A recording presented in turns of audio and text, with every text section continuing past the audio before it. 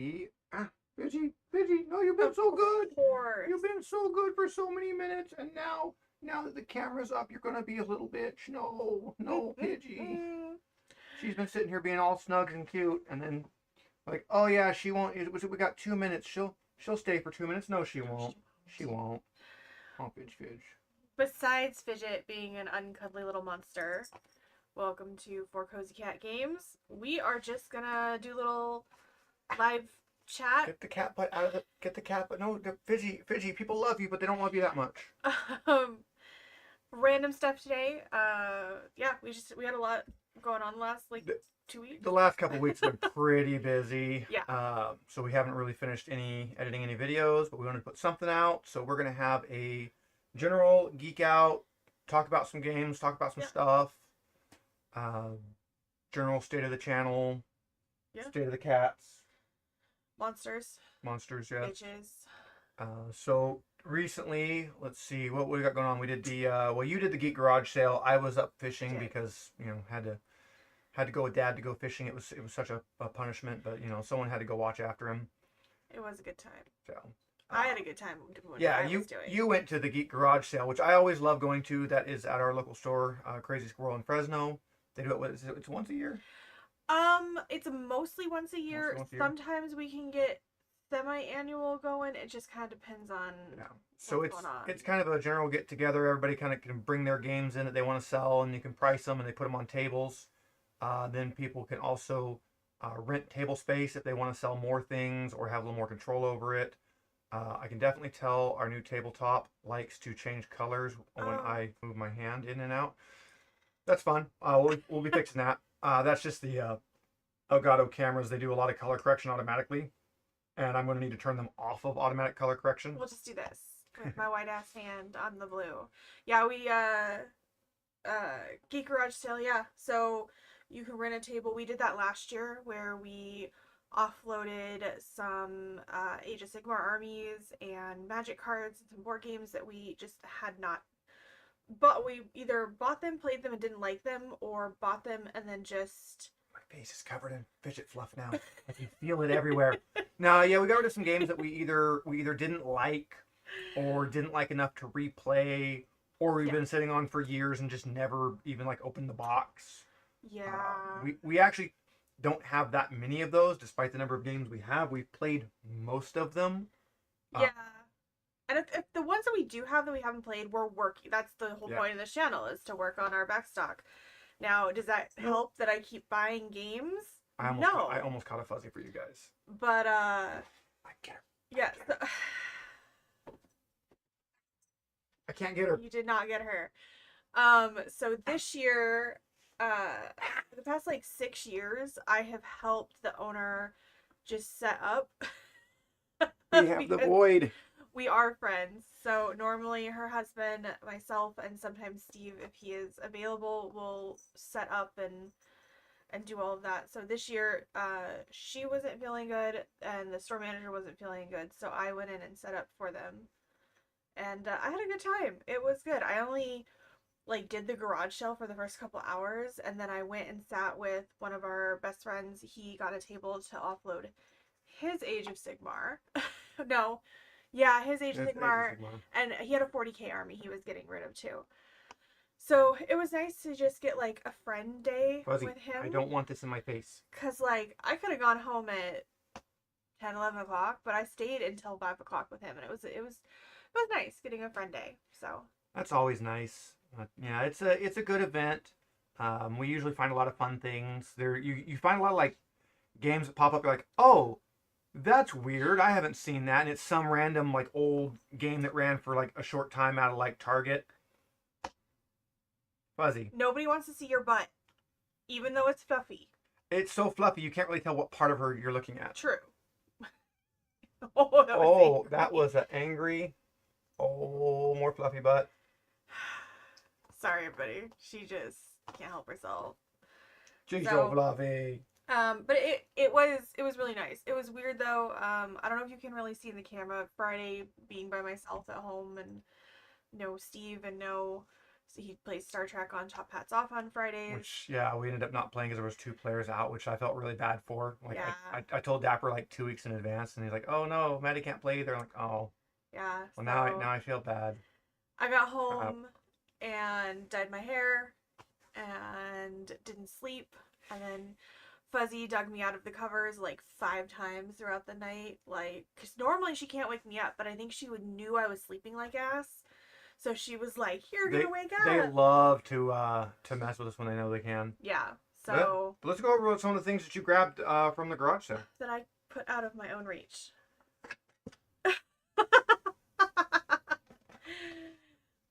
We've got the Fuzzies. So this is a kind of Jenga style game. Yeah. It's super fun. We've played it at Squirrel. They used to have a copy in their board game use library. the little puff balls. And I wanted to... Okay, they are just like... They're just puff balls. Yeah. Yeah, they're just little puff balls. Don't, no. So the thing of this game is you flop a puff ball On a tower. And then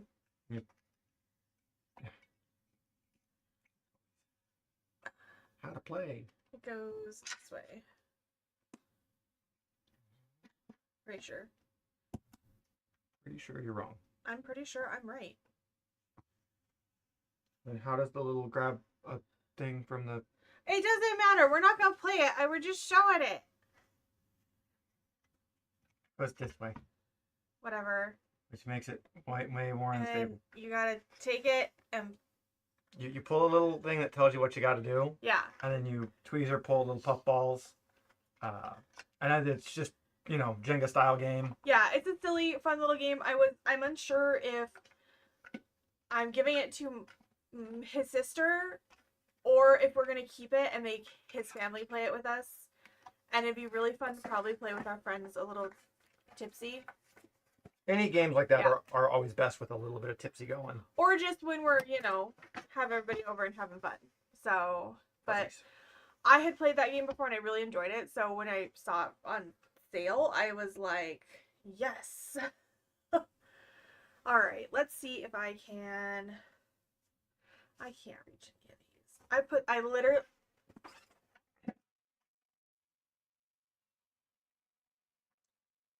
I have long arms. We have looked at this one Parks several times and just didn't buy it. So the guy I bought most of these from, I got, let's see, what did I get? I got 1, 2, 3, 4, 5. I got 6 games from him for $60, and I was pretty happy. So he took very good care of his games. Yeah, everything looks like it's pretty well taken care of here. Yeah. I like that it's got a little insert in here with all the stuff in it. Well, I don't know if that came with the insert or if he bought the insert. Because one of them, like the tracking one, looks like he bought. Oh. But we like stuff like this, so I thought... Yeah, why not? Why not? Games, little pieces. I refrained from buying... There was another one that was John Muir Trail. Insert is shown on the box, so I would say it came with it. And I refrained from buying that one because I was like, we have so many park-themed games now. Easy setup and storage. Celebrates national parks around the U.S. with art from 59 parks print series. Players take on the role of 2 hikers as they trek across a new trail each season to see sights and visit parks. Oh, fun. I literally didn't even read the back. I was like, ooh, a park game that we've been looking at. And it is a 1 to 5. I like games that are 1 to 5.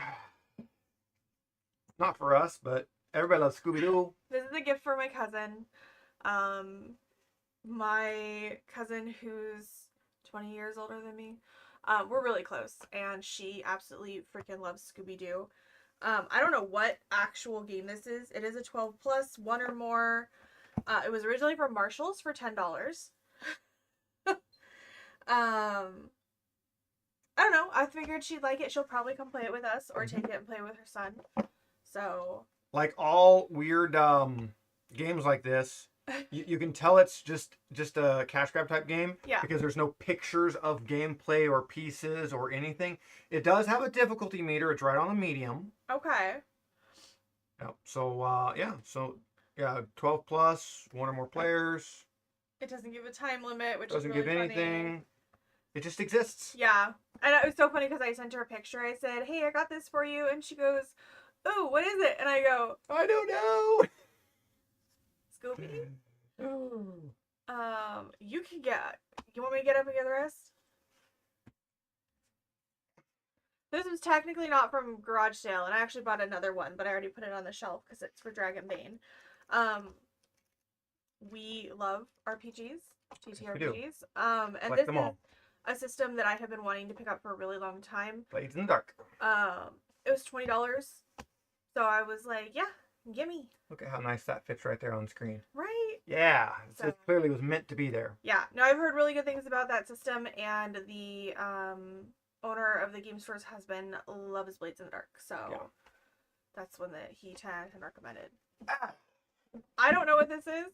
I didn't buy this. It was a very sweet gift from the guy that I bought the other games from when he found out it was my birthday yesterday. It was her birthday. Because I didn't tell anybody until the very end of the day. It was actually funny because my dad was like, "Oh, do we need to cancel our fishing trip because it's Megan's birthday?"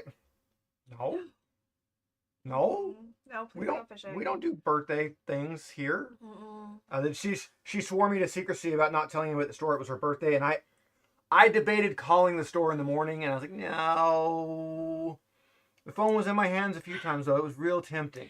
It's not a big deal to me, and last year I really appreciated that the game store was very nice and got me stuff and made a big deal out of it, and I got a cake and everything. Yeah. But it makes me slightly uncomfortable. So we really don't do like birthdays. Our anniversary we went away, but like we would do that anyway. So. Yeah, our anniversary thing traditionally is just we have a barbecue at our house for our friends, and it's just been too hot. Anniversary in July, and we're in California in the valley where it's hot. Yeah. So we haven't been doing it. Yeah. So, it was good. It was the outrage in one of the worst voice, like she's so outraged at me that I didn't say anything. But yeah, he was like, "Oh, it's your birthday? Cool, happy birthday." He just handed it to me, and I was like, "Oh, okay." Yeah. And I hadn't had a chance to look at it, but it looks like it's a tile laying game. Looks like it's some sort of a tile laying, or it says a quick and smooth game. You are a god. You're managing your worshippers. That seems interesting. Well, yeah, what is it? 2 to 4, 45 minutes, 10 plus. Yeah, that's in the range we like, and it looks pretty cool. Yeah. So it was very sweet. Him and his wife were there. So another gift. Yeah. This one is for my sister who has a obsession with llamas. Whose birthday is 2 days before mine. Yes. So this one has the llamas. Yeah, and I think so it is a 10 plus and a 2 to 4, but our niece is very smart. So I was kind of hoping Ada will be able to play it. We'll see how that goes. I mean, we're not her parents. We don't have to play with her. I'm going to deal with it if it goes horribly. This is 100% for Steve. I like dinosaurs. Yeah. I like dinosaurs. I read the Jurassic Park book. Oh, I was in what? 6th grade? So way before I should have been reading Jurassic Park. It took me like 3 hours to read it, and it's been one of my favorites since then. That's actually what got me started reading Michael Crichton. I read everything he ever wrote. Loved Crichton. Loved all of his works. Jurassic Park is fantastic. The little Dilophosaurus. You can. Okay. I saw that and I was like, oh my gosh. Look at that, Dilophosaurus. Not accurate. Actual Dilophosaurus was like 10 feet tall, and definitely did not have a frill. Yeah. But, and in the book, it is a 10-foot tall thing. That's one of the scenes that's way different in the book is when Nidri dies. So yeah, I saw this, did not realize that this existed, and immediately just purchased it for him without even like hesitation. Jurassic Park. Well, and it's from Ravensburg, which is also the same one that did Portal and the Alien. Yeah, they do a lot of franchise ones. They do a lot of franchise games, and they're one of the ones that actually tends to do decent with franchise games. Yeah. So many games like this, it's just a cash grab. It's just, oh, hey, this says whatever on it, so people are going to buy it. Yeah. They tend to actually do a good game. Which, you know, I hate to say, that does make people buy. There are certain franchises that Steve and I will both just buy. Yep. Well, like the Alien, if the Alien one had just been absolutely crap, which I still haven't played it, but if it had been absolutely crap, I still would have bought it because it had the licensed Alien miniatures in it. And I wanted those.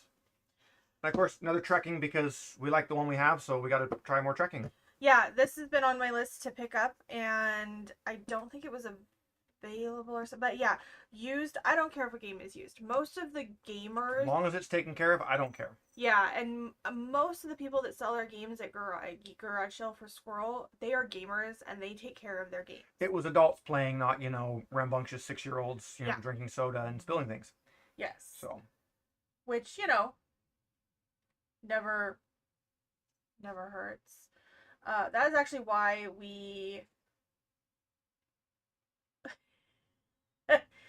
That is why I sleeve the majority of my games. So. Yeah, so that was our garage sale stuff. That rude. Snagged. Mike, rude. He did, yeah. They walked in and told me happy birthday, and I was like, shh. So Mike and Ash from Dragonbane got to come down and go through garage sale yesterday and hang out for a little bit. Look at a stack of stuff. Yeah. Ah. And then I already put it on the shelf, but I did pick up another Dragonbane third party. The games. All right, we'll get these out of the way here. Thank you, honey. Ow, pop, pop. This one. Yeah. Win Home Companion supplement for Dragonbane. So this is a third-party supplement. We've already looked at the other one. It's really nice looking. Their art style is distinct, but still matches with the actual official Dragonbane. Yeah. Again, another one that I almost kickstarted that, and I ended up not doing it. So it was kind of nice that I was still able to pick them up through Squirrel, which they didn't get them from the Kickstarter. Somebody sold them to the store. Yeah. So nice to have those. Third-party content for me is always kind of a mixed bag, but I find that a lot of the stuff that's third-party that hits really good.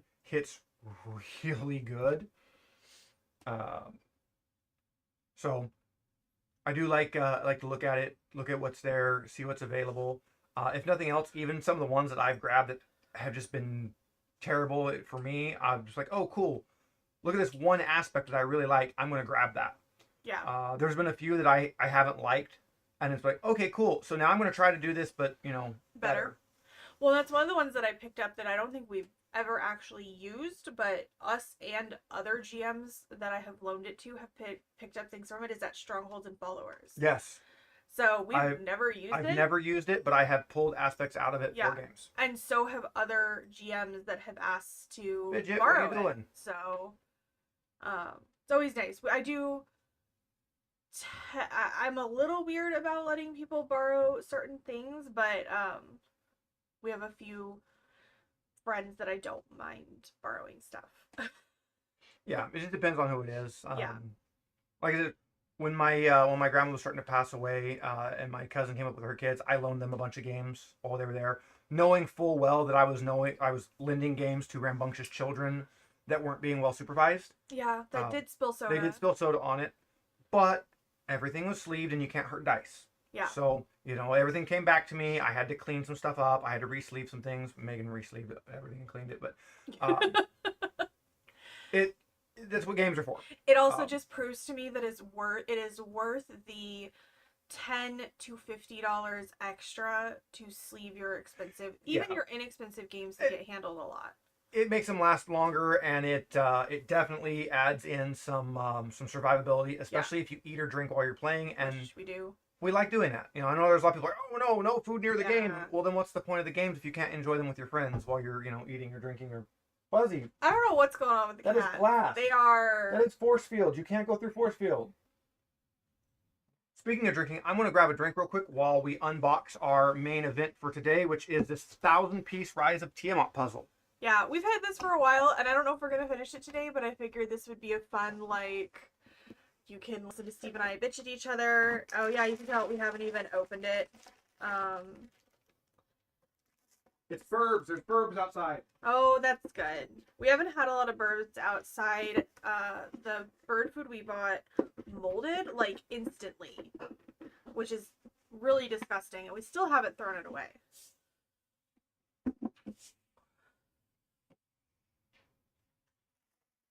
Alright. Maybe not.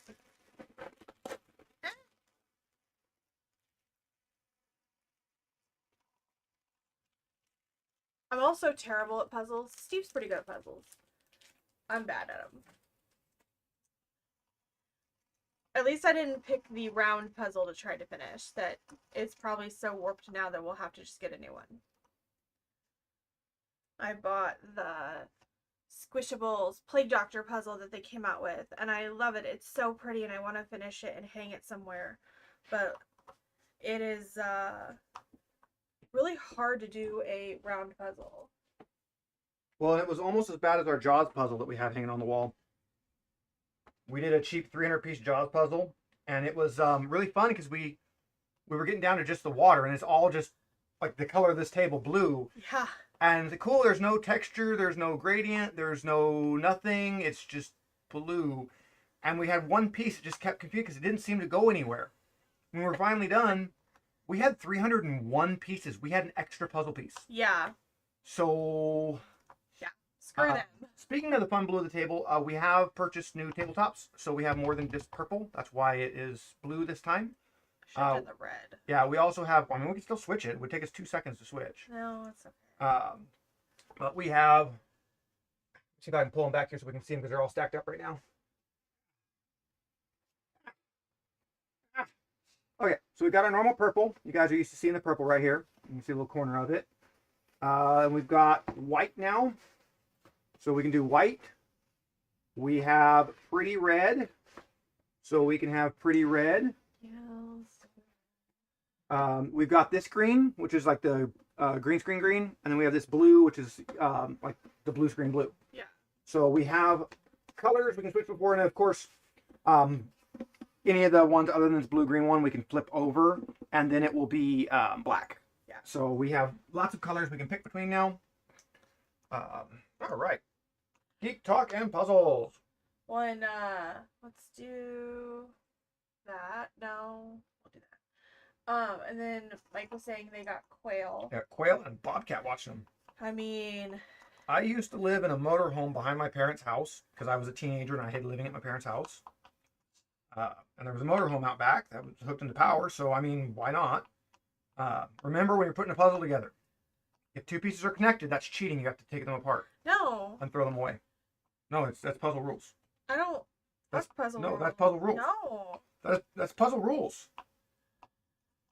You're not allowed to cheat on the puzzles. I can cheat on whatever I want. See how mean she is? I'm not mean. Puzzles are hard. The puzzle gods are upset now. I don't care. Yeah, but we had a really good, like, it has been a really, really busy couple weekends. Oh, and back to my bobcat. Oh, yeah. So I lived in this motorhome, and I had a bobcat that lived on the roof. And I would get up in the morning. I just started working, and I worked a pretty early shift. I'd leave the house at like 3 o'clock in the morning to go stock the grocery store. And I had this bobcat. I'd sit outside, and it would come down and sit next to me, and I would feed it tuna. So every day, I would have this bobcat jump down and eat tuna with me while I drank my coffee. And working at the grocery store, we always had like out-of-code tuna and stuff, and I would just bring it home and feed it to the bobcat. Then my cousin was going to my uncle lost his job. My cousin, my aunt, and my uncle were going to move in with us, and my cousin was going to stay up there in the motorhome with me, and he wouldn't do it because of the bobcat. He refused. He was afraid of the bobcat. Well, it's just a cat. Look at all these pieces. I know. Look at them all. So yeah, we had Oddities and Curiosities Expo last weekend, which was our anniversary trip, and we had a really good time. Let me tell you, I really enjoyed the fact that the San Jose Convention Center has a hotel connected to it. 2 hotels. 2 hotels, yes. Hilton and Marriott. It was very convenient, very nice. And there was a very good pizza, only like a block away. Well, it's on the opposite corner of the block, so it's 2 blocks walking. But I mean, I think if I would have known, I would have made him drive. I was so freaking tired, and I hurt everywhere, and I had forgotten to pack. I packed pants for the next day, and I forgot to pack an extra pair of pants, which I normally do. So, yeah. It wasn't a bad walk down. And it was I don't remember what the pizza place was called, but they did square slices. Oh, it's so good. Had some weird like name that I don't. Weird name, yeah. These pieces put together, they aren't allowed to be put together. Take them all apart. No. Yeah, and you couldn't. So if you got one of their pizzas, you couldn't add or subtract anything from it except for you could add jalapenos. And so I was like, why not? It was like mushroom, black olive. It was black olives, mushrooms, hot pepperoni, and sausage. And it was not like your regulation sausage you usually got on a pizza. It was more of like chorizo type sausage. And I should not have gotten I got us a large because, you never really know how big pizzas are. Yeah. And we had kind of eaten lunch, but it was not good. It was whatever the convention center put out, and it was chicken nuggets or chicken tenders and fries. The tenders were just like generic, whatever, out of the box chicken tenders. They were so. The fries were they were just making fries in bulk and then setting them aside. Yeah. So you were getting like a full fry basket full of fries, but you were getting whatever the oldest fry basket of fries they had. So they were all cold. They were all starting to get that real starchy texture and flavor. And he's already not supposed to really have fries. I'm already not supposed to eat them because I'm diabetic, but they were there. I think I ate like 4 of the fries and then dumped the rest of the basket. Yeah, I didn't eat that many either because I had just regulation ketchup. No, I had ranch. And it was it didn't help. But yeah, we went to that and spent our Saturday, just looking at stuff, hung out with some friends that ended up going as well. And then enjoyed our hotel room. It was, we were on the 17th floor. We were on the 17th floor. It was a pretty nice room. I liked the room. Yeah. It had a couch instead of a table, which was kind of nice. Yes. The actual layout of the room was very nice. The convention itself, I really did enjoy. If the tickets had been expensive, I'd be like, no, not doing that again. But they were cheap, so they were $10. I'll do it again if you bought them ahead of time. And I did buy for both days, thinking that they would sell out. Well, we ended up not going back Sunday because we got all the stuff we wanted to get on Saturday. It was a small venue this time. There was a lot of space between the booths, which I actually liked that there was a lot of space between the booths. Yeah. I just wish they would have had more. Like they were advertising a lot on some like the oddities. There was a table that had like medical oddities, prosthetic eyes, lobotomy kits, your usual medical weirdness, and they were there. But when they hyped them up and showed them online, they were always showing like the full big booth, and we got the mini version. We didn't get the full big booth.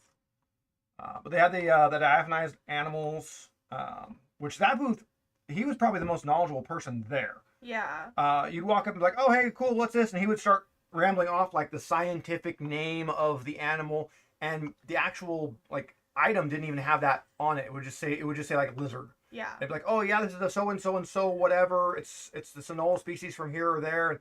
So he actually was very knowledgeable. I liked his booth. me not having a good place to display a bunch of like diaphanized animals or animals preserved in glass spheres is the only reason I didn't come home with a bunch. Well, that's why I'm hoping next year because we do want to go back next year. I'm down to go back next year, and I know they go to like San Diego and San Francisco. San Diego, I think they had Reno on the list. Yeah, or they had Or Vegas. They had Vegas. I'm betting the San Diego and the Vegas get the better booths, the better kind of turnout. So I think next year we're down to go back, and we're probably gonna drag a couple of friends because they all like stuff like that. And the ones who don't, we're dragging anyways. Welcome to the weird. I don't know that any of our couple friends don't. No, we're weird people. We tend to associate with weird people. Hi, weird people. Yep. The one thing that we didn't go to this year that was, I think, this weekend was the Maker Faire in San Francisco. Yeah. And I kind of want to try to go to that next year because that's something that he would really, really like. I like making stuff. Yeah. My grandpa was a career blacksmith and welder. And when I say career blacksmith, I mean if you go to the Taft Oil Museum and you look at the antique blacksmith building, everything in that building my grandpa donated out of his extra stuff that he used. So he had anvils and he had forges and he had hand crank forges and he had, I remember going to Grandpa's house and he'd be making something and I would have to sit there and turn the crank on the forge so that he could actually use the forge because he was using, the hand crank forge instead of the electric one. And yay for child labor. Yeah, but we all liked it, and we all learned how to do different forging things, and we all made nails and basic tools, and like I would need I needed a hook one time, and my grandpa went out and hand forged a metal hook for me. I still have it. It's over there somewhere. Where's it behind me? It's behind us? Is it behind me? I don't see it. Somewhere I have a hand forged hook. But yeah, Grandpa made that. Just I was good. I needed a boat anchor is what it was, and I was gonna make a hook because I wasn't anchoring to the bottom. I was anchoring to grass, to weeds, and you do that with like a grappling hook. So he made me a big single hook that I could use for that. But, yeah. So then when he got older, he was out visiting one time and he saw it and he was picking it up and looking at it. Steven, this is a really nice, well-made hand forged hook. Where did you get? And he had like Alzheimer's. He just completely forgot that he had made that. So he was always fun. He'd find weird things and he would sit there and talk about them and research it and look it up. And he was always wanting to learn new things and build new things. And I had for a while I had his old CJ2 Jeep, and it didn't have a back seat, and he wanted a back seat in it. And instead of buying the back seat that goes in a CJ2 because they're expensive and he was cheap, he took an old hospital bed that got thrown out in the dumpster behind the hospital, and he made a seat out of a hospital bed. So his back seat looked very much like a hospital bed in this Jeep. So I'm looking forward to that. And then Mike said they might go to Salt Lake City next time they go to Michigan. So nice. Yeah, that'd be fun. I've been to Salt Lake before. And then let's see. The week just went by really fast. The week went way fast. Way fast. But we're going to see Weird Al next month. Yes. Which I'm looking forward to. I still need to book our hotel. Just because his dad wanted to book the hotel for us, but I think I'm just gonna book it and face his wrath. I mean, just find the hotel and we'll talk to Dad and see what he. Yeah. So, but yeah, For one thing, I'll ask him if he stayed at that hotel. In Modesto. He's been all over the place. Okay. If it's in California, he's been probably by it. Yeah, so we're excited for that, and then the rest of this month is just, yeah. I don't think we have anything going on, thank God. But I could use some nothing going on time. Yeah, I think one weekend coming up, we're gonna see if we can get our friends to come hang out. We need to hang out. And then another we need to record. So we need to record. We need to finish editing some videos to get you guys some videos out. We're so far behind on that. I might just pop them up when I'm done instead of scheduling them. But we'll get a few more games out. Yeah, because we have a ton of, like, I got Splendor Duel and... Well, now that we have this set up for doing the live like this, we can do live games too. So. Which we honestly, for us, just might prefer because, let me tell you, editing videos is rough. Like, I was just telling somebody, because we're talking about doing something for AOS with the store, and I was saying, I don't know if I have the bandwidth for that, because we already both work 40 hours, and then 40 plus for 40 me. plus, and then, you know, it's another 25-ish for this, and then I also help run the D&D program at this game store. Plus, we got our D&D game on Tuesday. Plus, I've got that's not Dragon Bane on Wednesday. Then I got part of this. Then I got Friday. I got Star Trek, which we've missed like 3 in a row, and it's killing me. And nobody's gonna know what's going on. So yeah, so we're gonna see how this month goes. I'm hoping it's just like a nice, chill rest of the month. That's what I'm hoping for. Oh, so this is always step 1 of putting a puzzle together. I hate this step. Is getting everything just laid out, face up. Filter out all of your edges and your corners. A big thing is to find your corners. Which I think I have one. I put the corner right here. So put the corners right there in the corner pile. 2. If you undo that, I will stab you. I think I had the 4th corner. Did I have the 4th corner? I don't. I don't have the 4th corner. It's probably still in this pile here. And we put together a couple of fun puzzles. I like puzzles. We just don't do them near enough. We don't, because normally what happens is a puzzle is something you have to, like, you don't normally just sit down and do a 1,000-piece puzzle. We don't. There are puzzle freaks every corner. We don't. There are freaks that definitely do. And so we really can't do that because we can't leave this set up. The cats would destroy it, which is... I mean, we could, but we would have to, like... I'd have to get a piece of my foam out and cover it. Yeah. And then the cats tend to, like my foam and sit on it. So it would be protecting the puzzle, but it would also be making it an immediate cat butt target, as they would have to sit on it. Well, and for a while, his sister and I were looking at these really cool puzzle tables that, like, they move up and down and they tilt, and then you can store them, like, under a couch. And I was kind of like, oh, that's cool, but, like, we don't have a couch, so... Yeah, we didn't have a place to put that. We don't really have a place to put that. And under our bed is pretty much taken, so... Yeah. Yeah, we have 2 recliners. I finally decided recliners were the way to go. Look at the sea of puzzle pieces. This is awful. This is all browns. What the actual fuck? Jason says a double-sided puzzle will be annoying. There is actually a difficult puzzle you can buy. It is all white. So it's just all white, both sides. You can't tell which is up and which is down. And the edges, there are no edges. The edges are live cut, so you can't even tell when you have an edge piece. So you have to put the whole thing together completely blind. It's just filter the puzzles in and try to get the pieces that fit and try to figure out what fits where.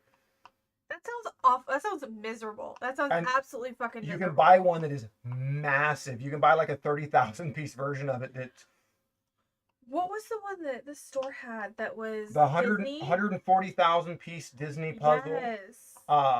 It was up there for the longest time. It was like this like celebration of Mickey Mouse, like from the very beginning, like on one side all the way over, and it made like a 15-foot wide, like 3-foot tall behemoth puzzle. Yeah. And like nobody's gonna buy this. Nobody's gonna buy this. Then somebody came in. They just finished boot camp, and they had X amount of time before they went out to their next training. Yeah. And they're like, we just want something mindless, and they bought it and put the whole stupid thing together in like 2 days. Yeah, they sent pictures from, because they were up at the Air Force Base in Lemoore, and they sent pictures, I think, to Jax. Yeah, they just sat there as a group, and just everybody that came in would come in and just sit down and work on this puzzle. And it was an interesting looking puzzle, and like I had picked the box up a few times because it was up on the thing and it was heavy and it was fun to look at, and It's huge. I'm like, this would be fun, but I can see a lot of just plain white or plain gray, or Mickey's face is all over the thing, and he's changed a lot since his original, but not that much. A color changing puzzle, oof, that too. I don't know how I feel about that. Yeah, that sounds fun though. Well, in the squishable Plague Doctor one we have is oval. It's oval, yeah. With a lot of black. Yeah, well, that's when you get like the really cartoony puzzles. Because like anything that's going to be like Disney or My Little Pony, anything where the actual like source material doesn't have shading, it's like cool. Anything that's one color is just all going to be that color. There's going to be no variation. Yeah. So you can't even tell by like saturation or hue like how far over something should be. Yeah, the Jaws puzzle was hard. The Jaws was definitely interesting. That was the first one we really did. We do have a puzzle roll up mat. The Plague Doctor puzzle is in the bedroom right now, and has been in it for like 3 years. Yeah. So I need to unroll it and see what conditions it's in. The rest of the pieces are right over here in the box. Yeah.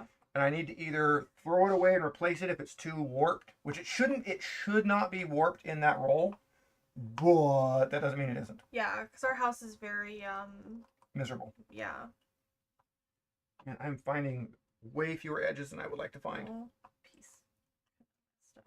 Yeah, there's a few messed up pieces, but that's kind of modern puzzles. They don't cut them as well as they used to. Yeah. And then like my aunt and cousin really like puzzles, so I always will do a puzzle, or I'll find puzzles and I'll just give them to them. Yeah. Which is always fun. The really fun one is if you can find 2 puzzles of the same number of pieces by the same company.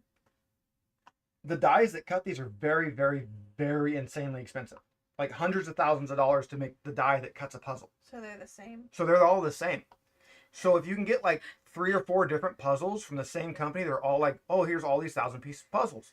You could mix all those together and have 3 puzzles in one box, and it's just a nightmare because you can find a piece that fits, but it's the wrong puzzle. I wonder if that's how that one is. It might be. The 3 little red ones we have probably are. Yeah, I grabbed some from the dollar store that are like 100 pieces or whatever. And then we grabbed one that is 3 different puzzles in one box. Yeah.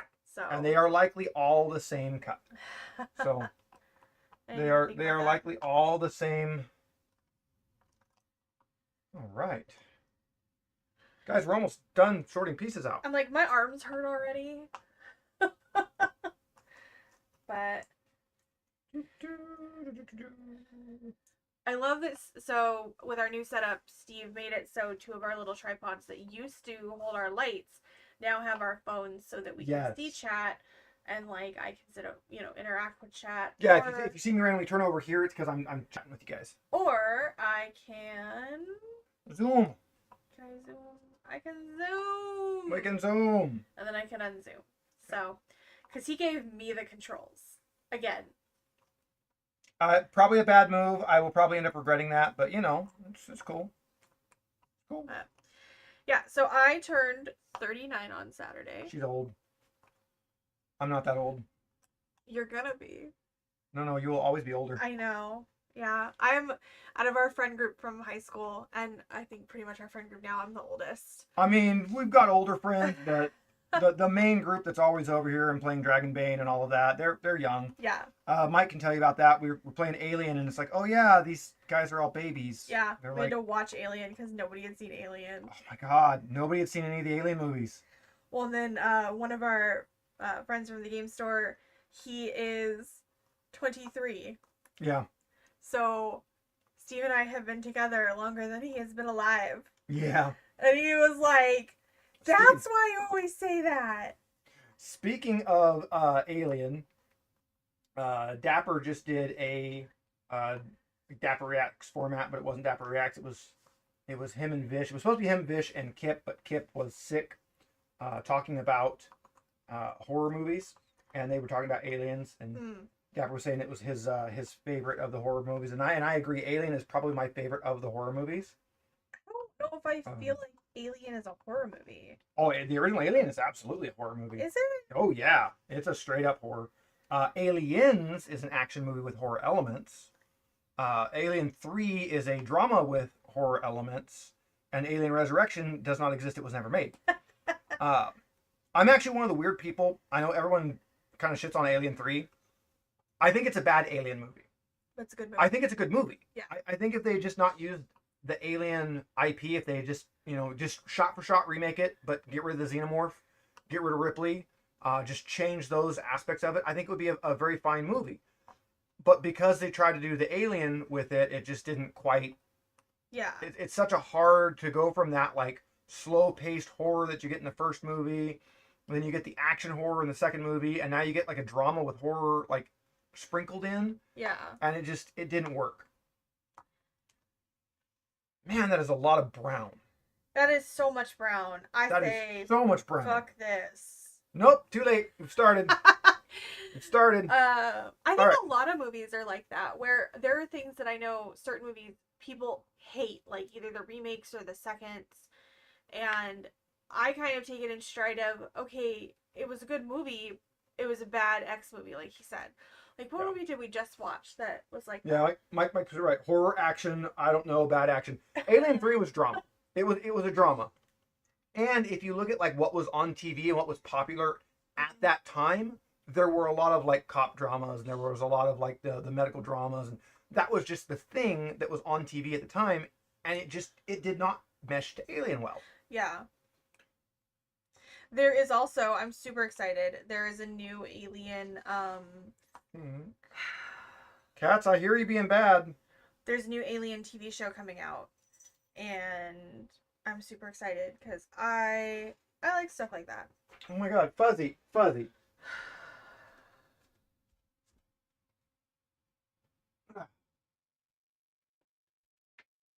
This is a good boy. You don't hiss at him.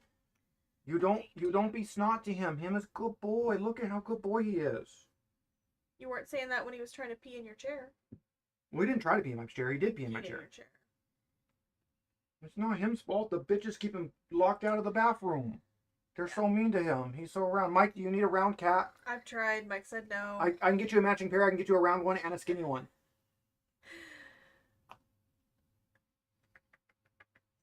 All right. Down you go. All right, 1 hour. Let's go. We can do this. Oi. These pieces all fit together. Where's fire? I need fire. You need fire? Yeah. Okay. Well, I'm going to start working on some of these darker edge pieces here because I think this is the upper right corner or upper left corner. Nope, get rid of that. Nope, that's cheating. No box. You don't have to look at it. You don't get to cheat and use the box. That's horrible cheater thing. This is where you guys all hear how much we really love each other, and I tell Steve to go suck it. All right, look at all these pieces. Do I have any that go together? I don't think I have any that go together. Ooh. Oh, look at that. First Ooh. match. Yeah, but I'm doing the easy ones.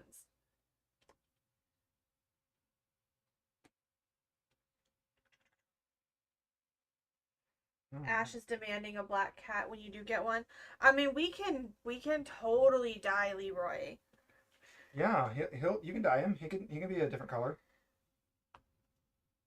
Let's see. This is going to be the lava down at the bottom. Is that? That's a pit. That's a pit. Okay, so this is lava down at the bottom. All right. So this is definitely lava down at the bottom. That's definitely bottom lava.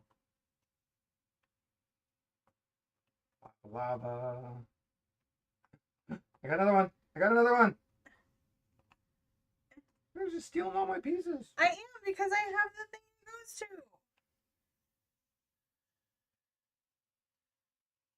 Let's see, I don't see anything that fits. That's some more lava. Okay, I'm going to take the corners, and I'm going to put the corners aside so that we don't lose them.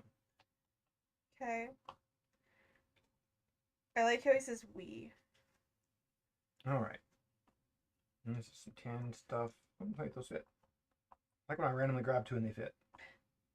That's more bottom lava stuff. That's bottom lava. That's bottom lava.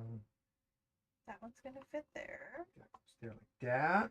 I'm not actually as terrible at this as I think I am, but These are kind of red. Puzzles are a love-hate. We've had this puzzle for quite a while, and I've been looking at it and like, God, I really want to put that together so I can glue it and hang it up. But it's like, that involves putting it together and gluing it. Hi, Cal. Yeah, hi, Cal. We got a few thousand pieces. Well, it's only 1,000 pieces exactly, so we could have made a counter. We could have made a push button counter and counted them all up and gone crazy. Look how many pieces we have. No. Could have made it count down from 1,000, and every time we get a piece that matches, you can hit the button. No. All right, so I got this much done.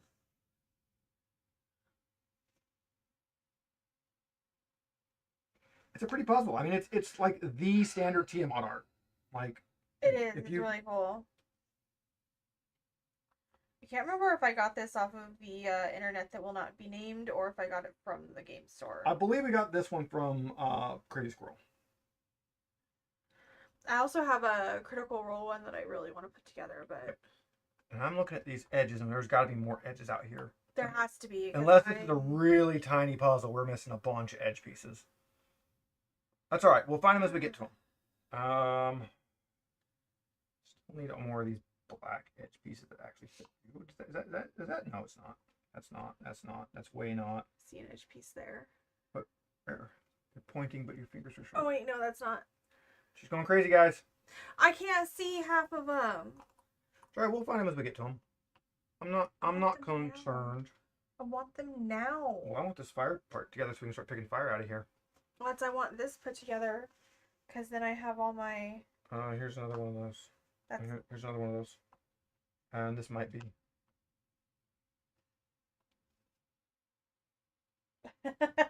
Well, that's what this stupid squishable one did. It added one extra. No, the jaws. Oh, the jaws? Oh, yeah. Jaws, we have 301 pieces of a 300-piece puzzle. Yes. And it was absolutely straight up a duplicate piece. But it was just slightly off. It was such a pain. It's like, oh, hey, it fits here, but it doesn't. Yeah. It fits, but it doesn't. Okay, this might be some more of that direction. Need something this color. Yeah, Steve definitely enjoys putting puzzles together more than I do, but it is definitely one of those things where. Well, I'm trying to work my way in so that you guys can see what I'm doing, but we kind of got pieces all in the way. Oh yeah. But that's all right. We've got a little bit going. Once we get the first edge together, we'll slide it up where you guys can see it. But we're kind of working on like the bottom edge right now. I'm trying to find edge pieces in this sea of bullshit. I wouldn't worry about it until we got. Because I need this color.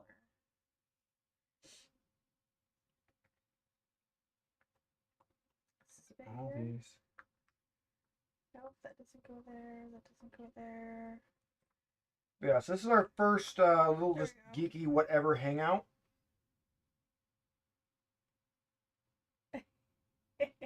Yes, I mean, that's the whole thing of puzzles. It's a group hangout. It's a fun time. Yeah. We can chat with everybody. We can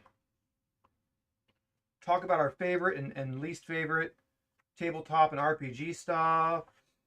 We can talk video games. I've been playing through the Borderlands again. I finished Borderlands 2, and I'm doing 3 right now, and I'm playing some of the DLC stuff in Borderlands 3 that I had skipped.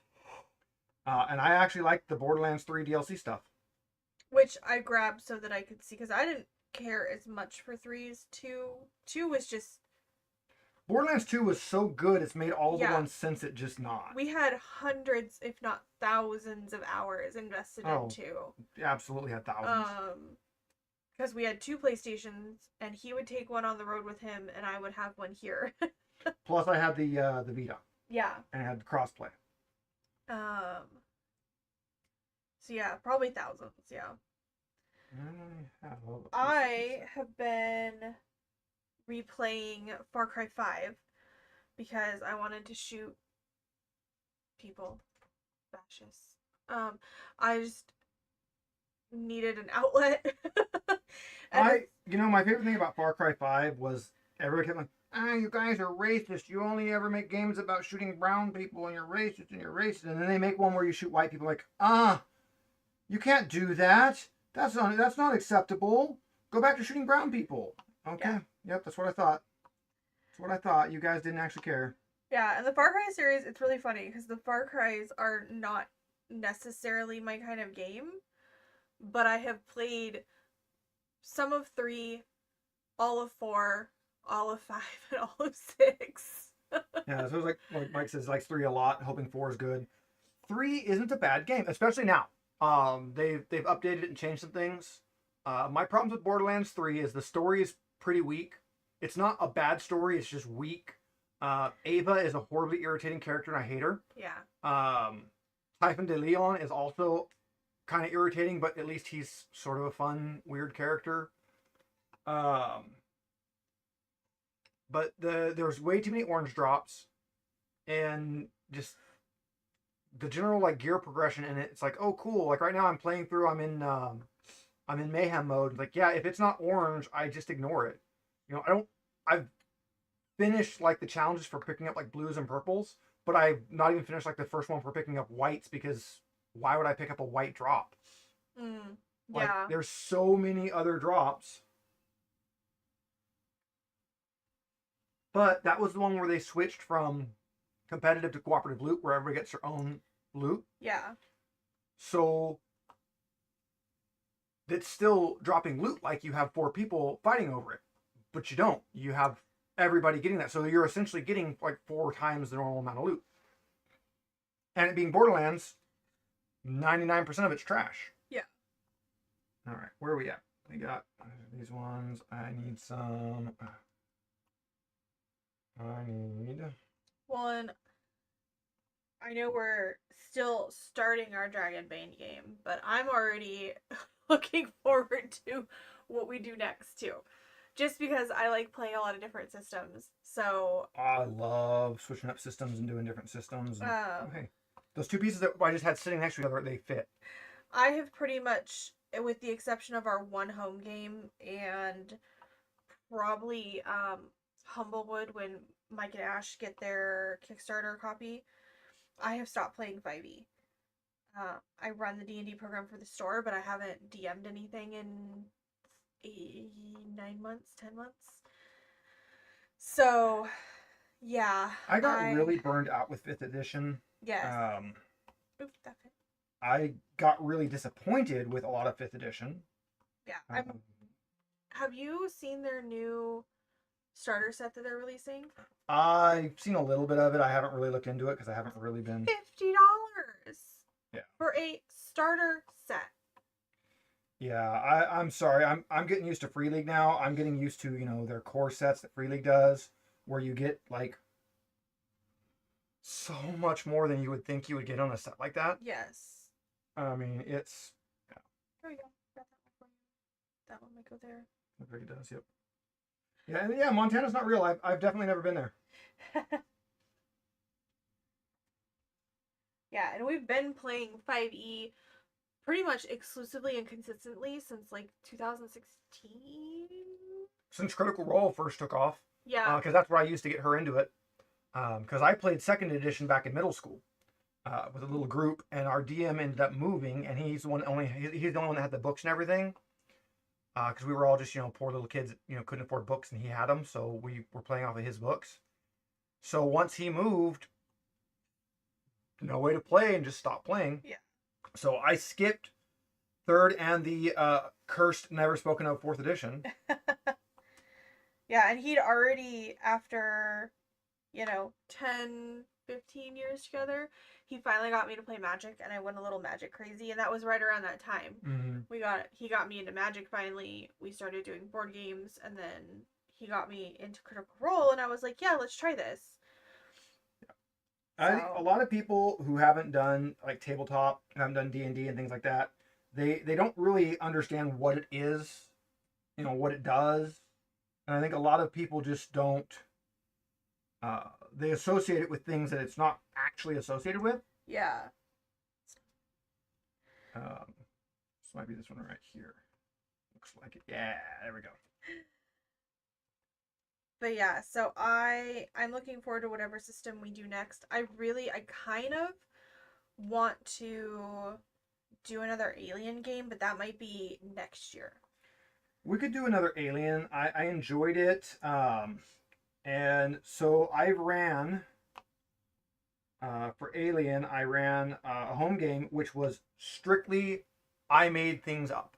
There was no campaign book. There was no anything. It was just off the top of my head, off the cuff.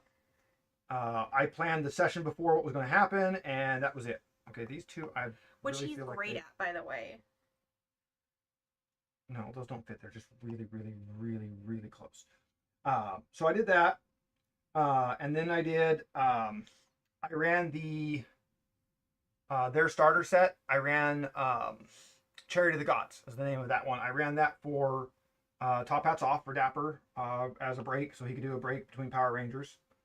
And I've ran that a few times. I've ran it at the game store. I've ran it at the house. I've ran that scenario a lot.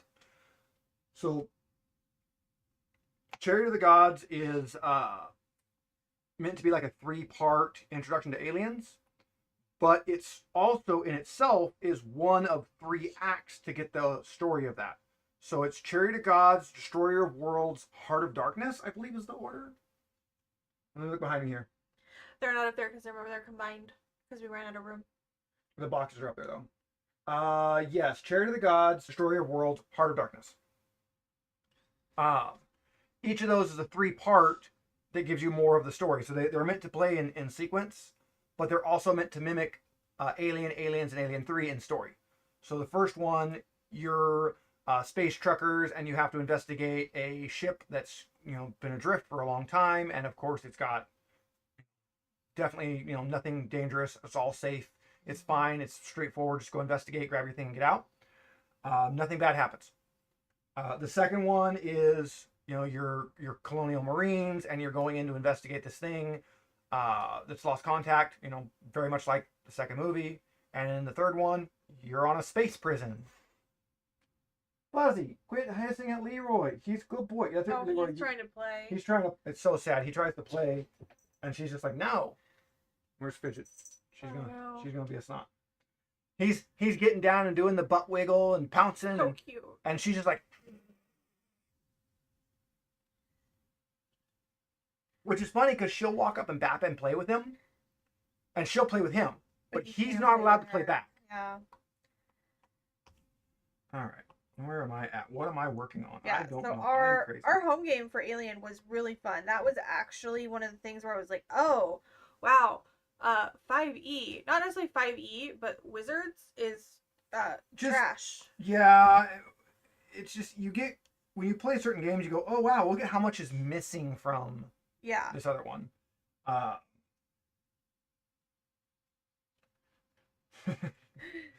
But I enjoyed playing the Power Rangers system on Dapper's channel. I really did. I want to do a game in that system on the channel, but I'm not going to do Power Rangers because it had some annoyances, inconsistencies, horrible shit-tastic failure. Like it's Power Rangers, right? You got to call your Zords. The Zords were useless. They were horrible. We called them like twice. And you spend, like a whole bunch of rounds waiting for them to get there where you can't really do anything. And then when they get there, you find out that you do more damage than the Zord does anyways. So, like, the system needs... What it needed the Zords and the players to be like at a different scale. Because what it does is the Zords use the same, like, stat spread the players do. Yeah. So you end up with the same stats. Well, so you have to imply a scale there. So you either have to like go up by an order of magnitude for the Zords, or you just have to do like 5e does, where you do like size categories. Like, oh, this is out of your size category, so you get resistance on it, or it resists you, or it does extra damage to you, or you have to have some sort of a size scale to fix that. They didn't. Oh, speaking of. Oh wow, look at that. Wifey's rolling right along. I've got like a bunch of little. Of course, I've been talking more than Wifey has, but. Humble Bundle actually has a TTRPG bundle with a bunch of really cool stuff in it. Yes. We just picked it up.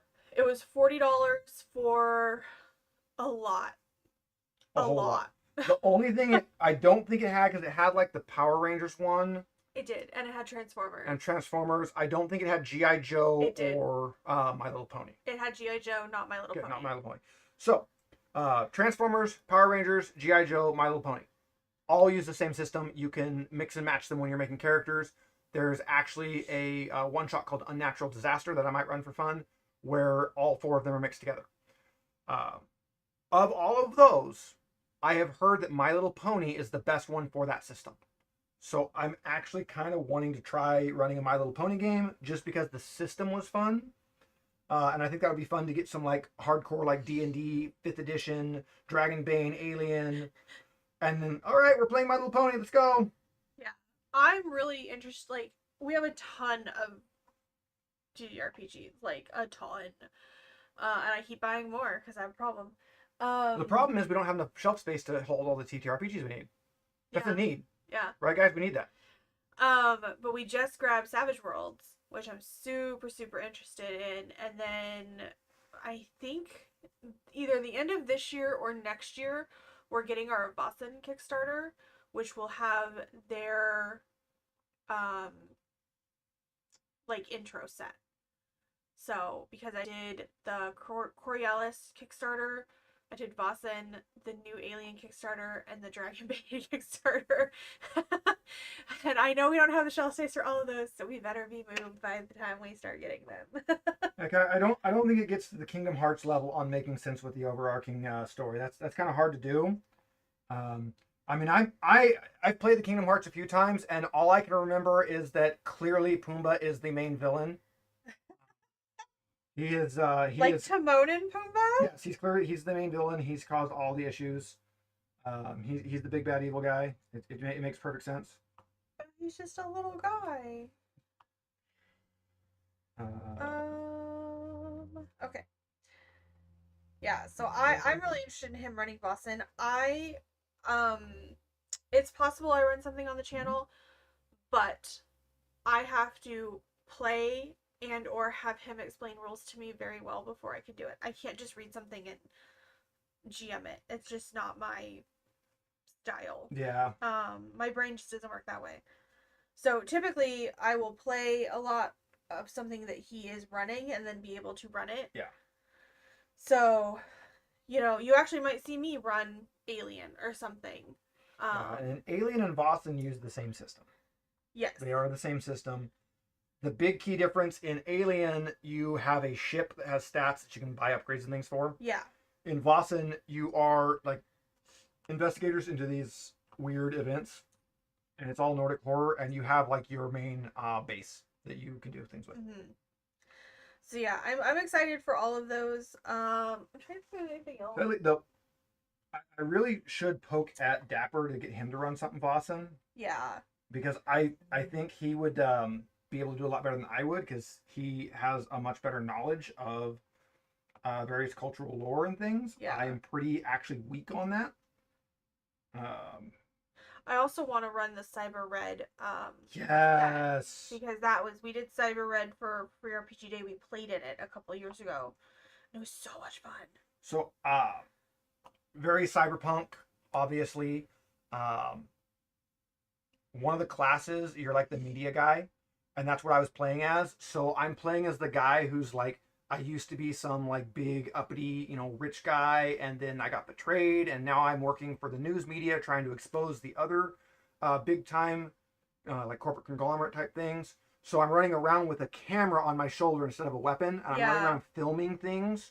And I still have a revolver, so we end up with a spot where it's like I'm trying to like shoot as I'm recording, but I'm having to like keep the gun out of the frame because I'm trying to expose everybody and not myself. So I'm like, oh, look at, they're shooting at the unarmed media guy.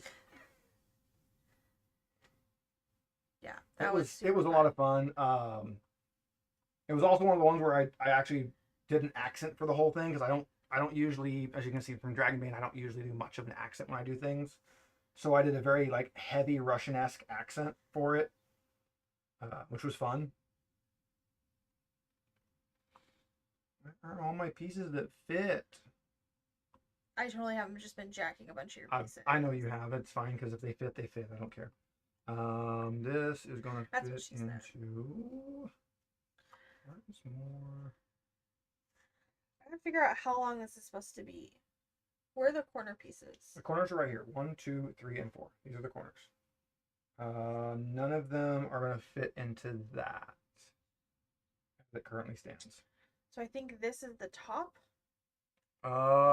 That looks like the top. Yes. Okay. That would be because this is going to be like the edge of her wing and then coming across here.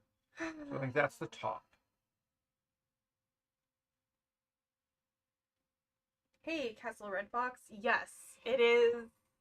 It is the standard box Tiamat art where she's coming out. Yeah. So as you can tell looking at it, despite the fact that she's like the leader of the chromatic dragons, don't. Everything is brown. So everything is brown. So we're putting together the all brown puzzle. Yeah. And I know we've got to be missing a whole bunch of. It is many shades of brown. That is true. Ha! Found one. Sound like there's got to be more edges out here. We've got to be missing some edges because there's no way this is all the edge. There's no way this is the full size of the puzzle. And I'm trying to find pieces that tie some of these other ones together because like this one's really light white colored, but I don't see anything else in here that would.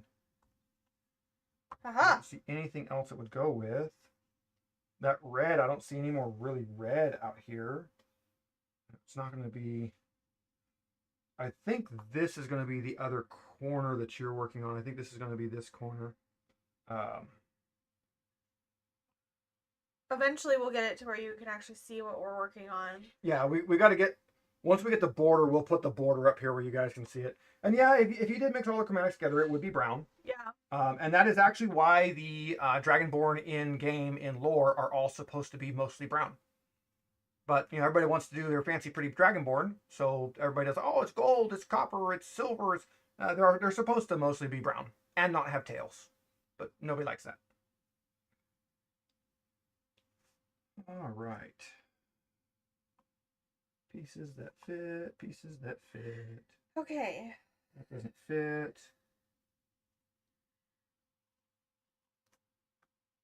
Oh, jeez.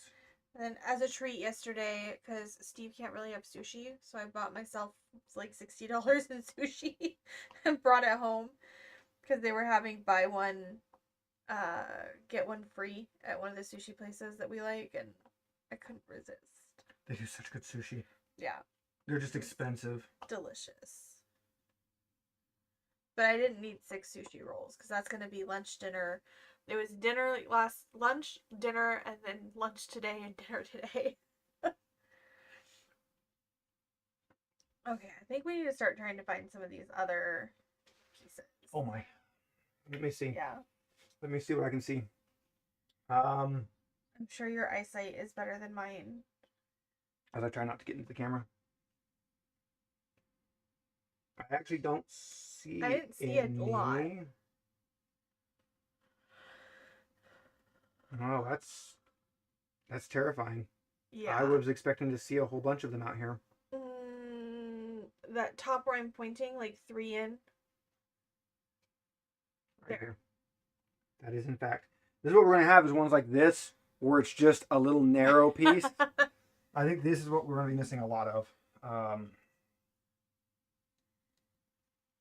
It doesn't fit any of the... Oh, wait.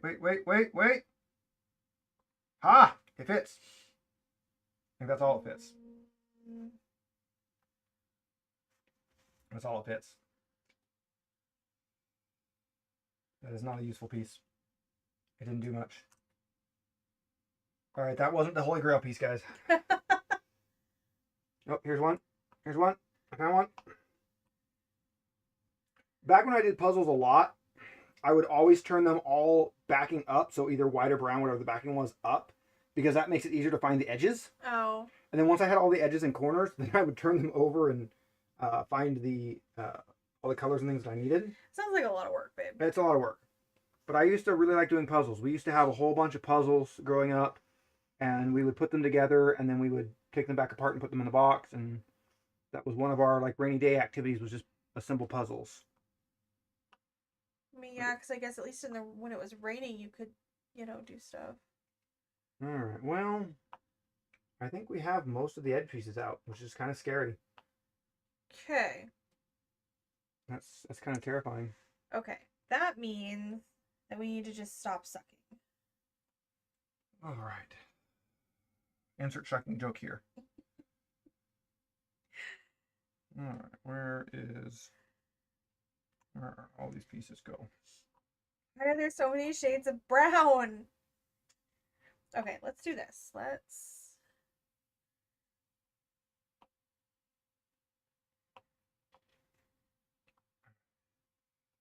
She complains about that, and I'm working on like all black. And that sounds like a personal problem. Like you chose wrong. Oh, let's see how it is.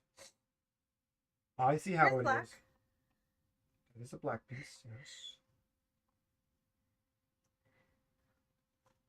Ha! Ha! Did a thing. It only does one thing, though. That looks black. Ha! That's a corner. Why did you get the corner first? Oh. Ha! That was my knee ramming into the table. You didn't need that knee. Oh, I didn't need it.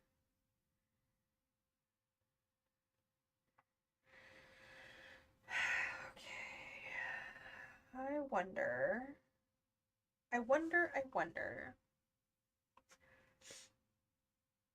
Okay. This one's weird shaped. This is that weird, like, tanny red we had over here, but that's not going to fit. Let me see. It's that weird tan red. Really hard to just look at the box because everything's kind of a weird tan red, brown. Yeah. Like, even the actual, like, chromatic heads aren't very, like, green, blue, white, black. Oh my. What do we got? This one's going to be dark. No. That doesn't go there. It takes two hands to get that apart. This is that weird light tan, which I think you had most of. This goes here? No. No. Okay. That does not go there.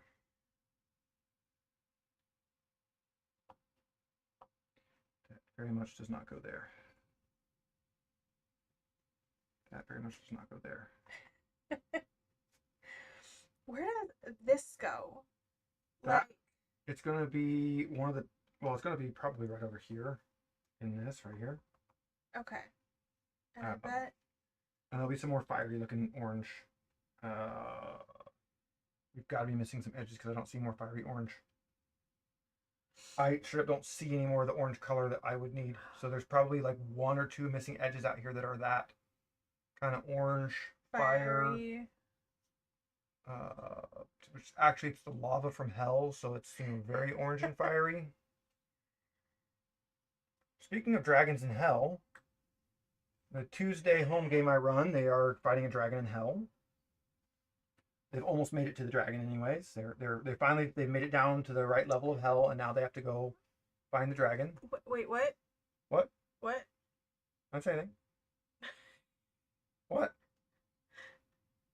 You knew what you were doing. Okay. You went to hell to fight a dragon. Yeah, I guess we did. I just wasn't expecting to fight a dragon in hell? Like, Fuzzy, there's glass between you and the birds. You can't get them.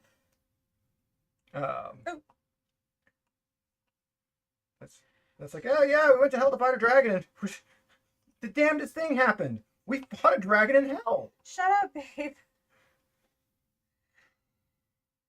What do we got? This has got some kind of orangey. It looks like it's gonna go in about there. Yeah, I love it because the players, which I am one of, they are already starting to do, what character do we want to do next?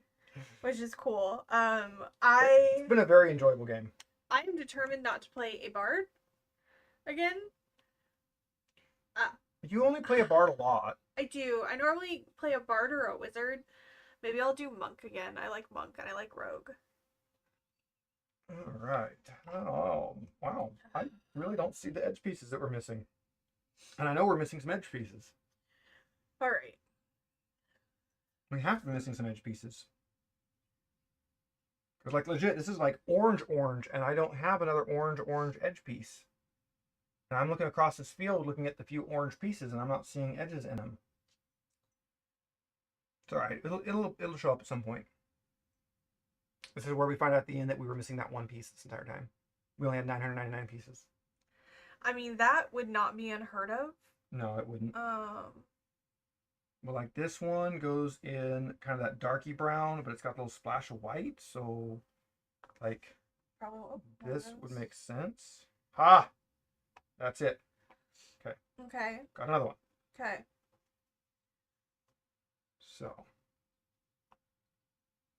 So that needs a piece. I wonder. About like, no, that's not dark enough. That's not stupid enough. That's the right shape, but it's not stupid enough looking. A lot of the fun in this is because we don't really have like that is looking like that's the top edge that we have upside down that Wifey's working on. So I think that's going to turn around to be the top, but until we get the whole border done, I don't really know. Yeah. It's all brown. Okay, these are the corners. Those are the corners. And this one. This one's the corner. So we only have 3 corners? And we had all 4. Where's the other? Oh, somewhere here's another corner got put together. Right there. No, there's this one, and then you have 2. I have 2. And then there's one more. There's one more out here that got put together. Where's my other corner? I had them all. I know a cat didn't eat them. I haven't been here this long. There's another corner out here somewhere.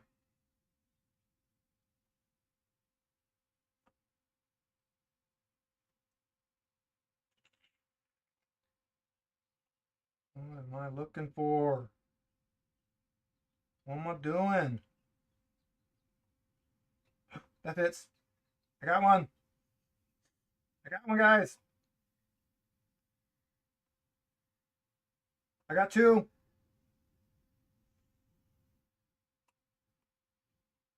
Different colors. So close. That fits. I don't know what is going on with the cats today. That does not fit. It's so close, but it doesn't fit. Get out of there. Don't break my puzzle pieces. I'll stab at that. It's or a this. little... Maybe. That's close. That's close. We're getting close to being able to put this up where you guys can see it. I hope. Fingers crossed, guys. Not at all. Antisocial bard would be fun. I did a nervous bard. Oh, there it is. His name's Bait, and he's a little kobold, but he's based off of Gariel, so he's got the big like snoot, and he's very nervous and unsure. My current bard is my current bard in our Tuesday game is a glamour bard. And a bear. And a bear. So she's a bard bear. And she's pretty badass. There's a corner put together. So we got corners all over the place. All right, all the corners are getting cornered up. It's a fun game. I was in a Discord group with, for people who know furries, EC Major and his wife Vega, and it's EC's thing, and Vega was talking about D&D games and how they'd never been in one, and like the ones that they've been in all failed and dropped out and this and that, and it's like, I don't run a game.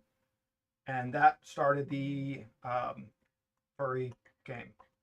And I'm not a furry, but I offered to play in the game because I know D&D, and they're incredibly respectful of people's boundaries. So yeah, I've been having a great time. It's been one of the most amazing. It's been one of the most fun games I've ever ran. Yeah. I thoroughly enjoy it. Yeah, it's been a really fun game to play in too. It's also the exact opposite of the Dragonbane campaign right now, where all of my players are casters. So in Dragonbane, I have no casters, and in my furry game, I have nothing but casters. Found one. So it's like, oh wow, the balance and play on these is entirely different. Yeah, and I didn't really want to play a caster in Dragonbane because I remembered it being funky. So the thing with Dragonbane is when you go to spellcast, no, that's not even close to fitting. When you spellcast, you don't just get to cast a spell. You have to roll on your skill. So like if I'm gonna cast an animus spell. Well, cool. So you're gonna look at your animus skill and you're gonna roll. And if you don't succeed on that, you fail to cast the spell. So you have to make a skill check to even try to cast the spell. What's here? Ha! Boom, getting there. So once we get to the point where we have like corner to corner for a width and a height, then we'll know what size we're working with. And we can put it in the middle and then spread the pieces around it so that we know what we have and haven't figured out. We are slightly competitive. That's why we don't play a lot of competitive games. My main reason for not playing competitive games is people make them not fun. People make them not fun, and so many of the people that I've grown up playing games with were really competitive and bad at games. So I've always, in order to keep it from just breaking into a fight, I've always had to give myself a handicap. And I enjoy playing the game. I don't care who wins. I've never cared about who wins the game. I just want to enjoy playing the game. And if there's somebody that's super competitive and I'm having to be nice to keep them, enjoying the game, then I don't get to enjoy the game. So, and I just get irritated with people. And typically, if they're our friends, I'll tell them, to knock it off. But I like how a lot of these pieces that I've been messing with this entire time are now suddenly fitting. like oh, these don't fit. I think these and what you're messing with are going to fit together. So. I think you're right. And possibly these. And I think it's going to chain right into this right here somewhere. Yeah. So, possibly these, yeah.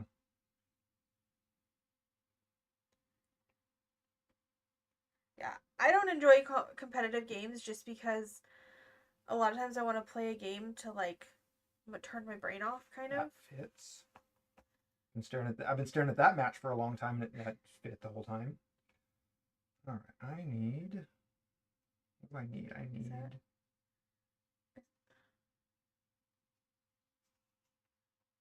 No, yes, that fits. Okay. That fits. Yeah, so many of the people we played with were just absolute assholes when you were playing a game, and it's dude, just knock it off. Yeah. Just knock it off and enjoy the game, please. Our group now is definitely more enjoy the game. Much better group for that now. And I really do enjoy getting to play with all of our couple friends because it's really entertaining to watch all of my friends' girlfriends threaten to murder them. We need to get Mike, Ash, Ian, and Devin out and play Good Critters with a full group.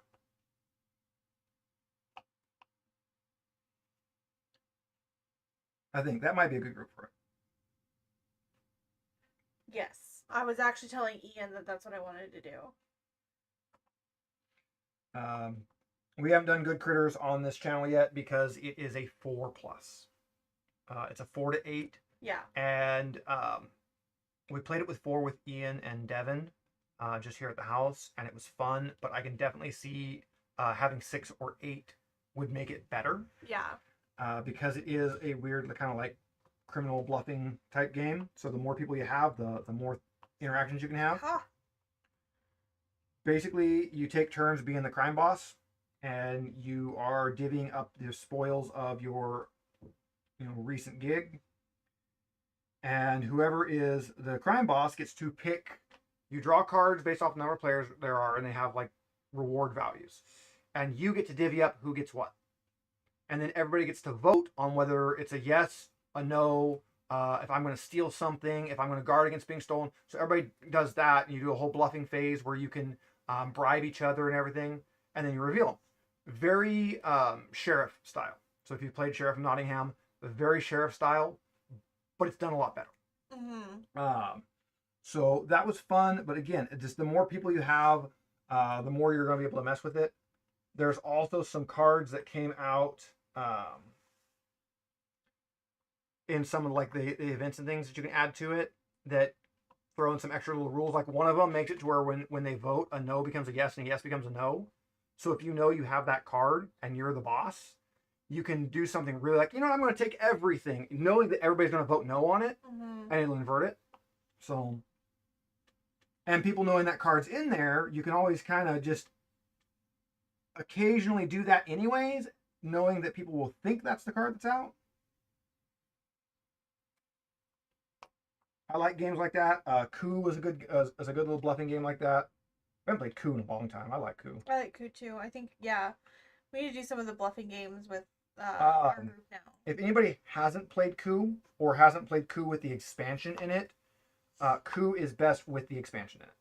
Yes. Those don't actually fit. Those don't actually fit. Okay. They're just really, really, really close. Okay. I don't know which one of us did that. Me. But okay. I couldn't like see completely, but what about that? That's the thing, yes. We're getting there.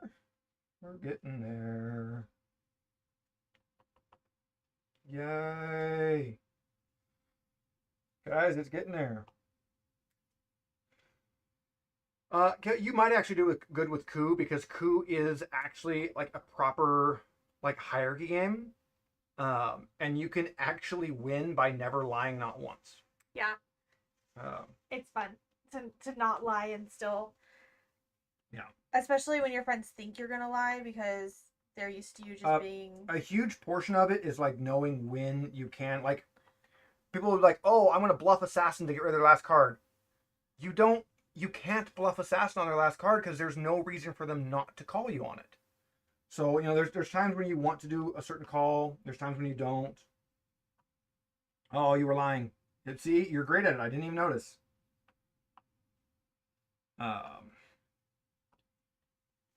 What was the one that we played that I accidentally threw the guy? Saboteur? Yeah, we played Saboteur, which we're not allowed to play anymore. So, Megan and Hunter, our friend, were the saboteurs. And you're trying to like dig a mine, and there's either gold or coal or something. And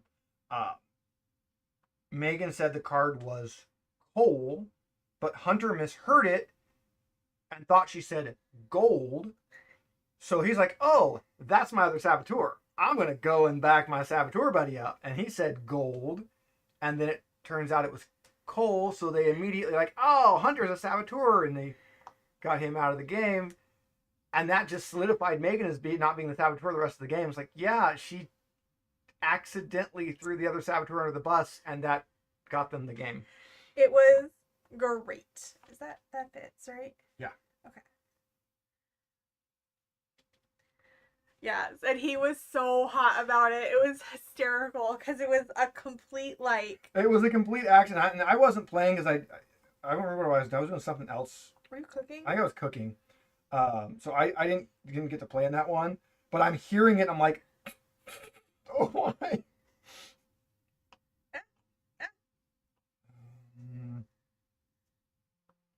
Let's see. We're getting there, guys. I mean, we're actually getting to the point that you can start to see some things on the. Look at this. Look at all these pieces we got going. So many pieces.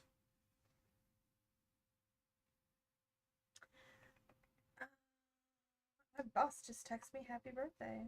Oh.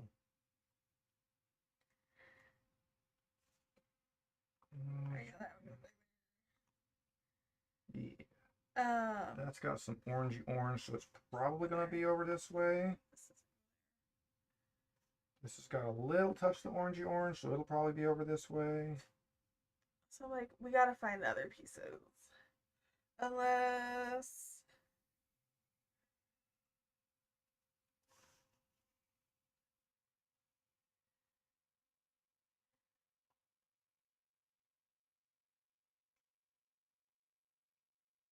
Orange, red, fire.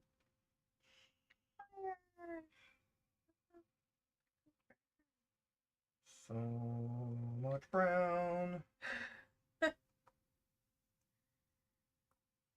So much brown. So few places that this would fit. Okay, and this has got a little bit of fiery fire, I think. No, that's dragon wings. That's dragon wing. Huh? Ah, got one. Okay. So that's this color, but with the horizontal. No. No. So I gotta find that color, but with horizontal, and everything I have is vertical.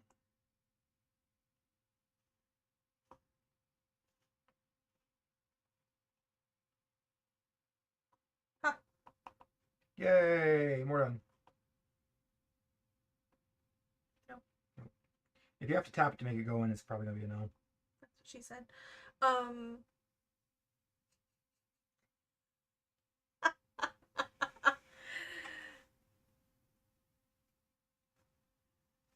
With enough lube, anything is possible. Have I mentioned this is not a channel for kids? Yes, it's 100% not a channel for kids. Let's see. All right, so.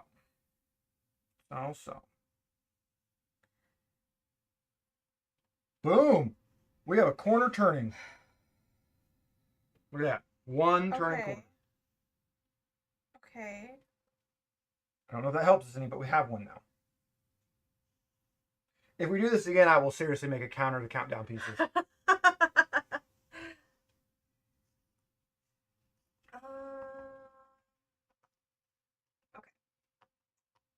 I don't see any edge pieces out there. I know there's got to be a couple, but I don't see them. So they're probably some of those really narrow ones that are hard to see.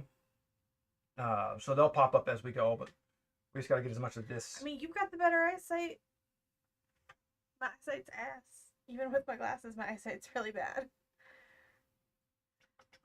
This has got to go onto a full.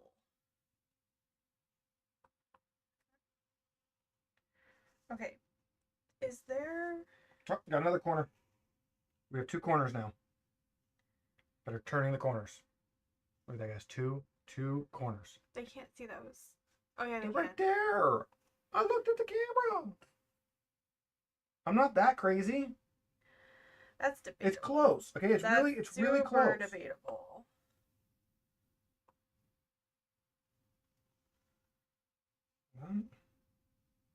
Where is there more of this texture?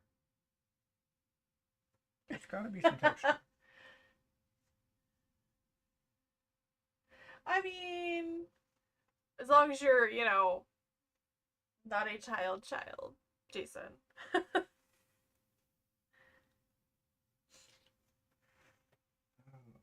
Come on, this has got to fit. There's got to be pieces that go places. Why? Does that fit? Does that fit? That fits. That fits. I got one. No, not even close. Corner here. This one has that texture. I'm pretty sure. It almost looks like it's going to end up right there. It's so hard to tell. So one of the things I've done right now is I put all of these so that the flat edge is down. Obviously, that's going to be wrong for 3 of the sides, but it makes it easier to kind of figure out what's going to sort of fit where. No, not even close.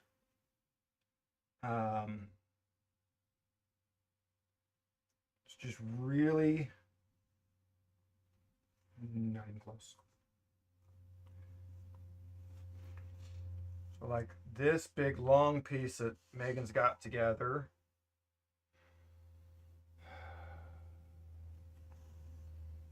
I was talking to somebody yesterday about playing Cards Against Humanity with their children and how uncomfortable it is. And I told her that that's how we indoctrinate our friends' kids. It's a great family-friendly game. Everybody loves Cards Against They Humanity. have to be at least like 16. Like our friends' kids came to visit from Oregon a couple years ago, and they all came out, her sister's kids, and we ended up playing Cards Against Humanity with the older ones, and it was hysterical. We played it with my dad Oh at yeah. my parents' house, and he started off like, I don't know, and then he got into the game, and it's like he was dropping some of the worst combinations. It was so funny. And my mom's in the kitchen cooking, and she's like, "Oh my god!" You just fucking did.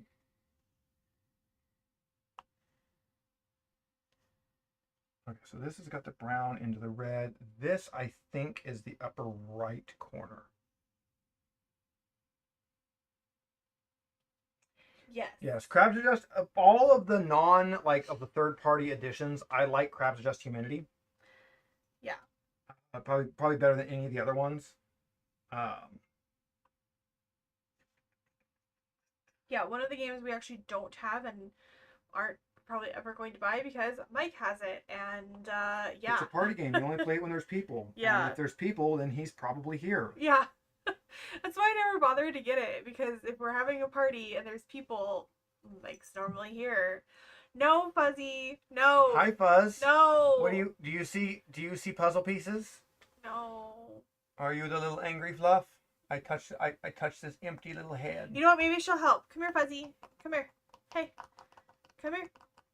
Come here. Not put your butt on the camera. Here, sit right here with us. Do like Leroy does. Do like Leroy does and sit right here. Hi. Okay.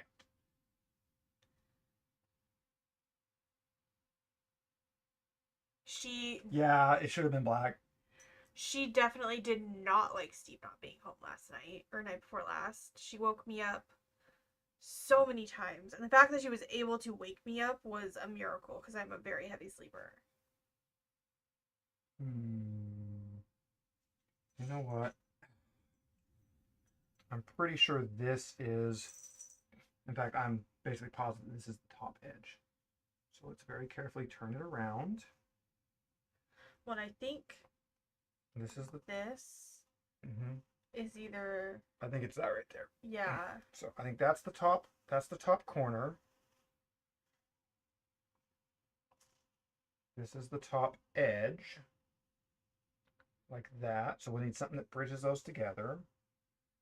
And that's probably going to be like these. These look like appropriate bridging pieces. That's not it. That's not it. That looks like wing texture, but it's not because it's another corner, which means it's probably this corner over here.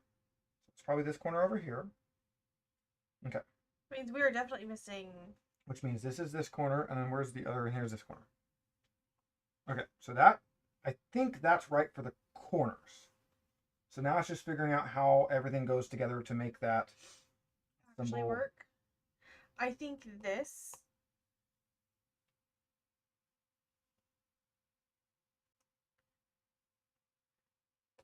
Boom. Okay, got another piece. All right. That one's getting longer, she said.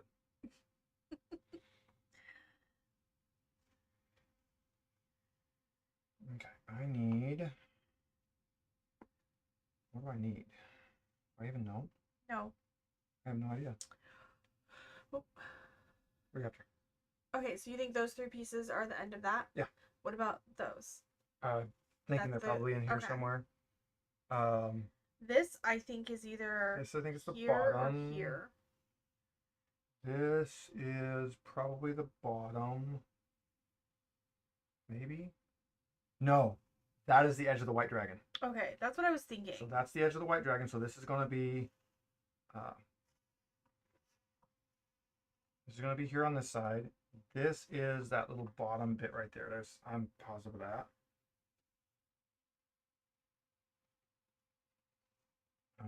This is going to be down here on the bottom somewhere.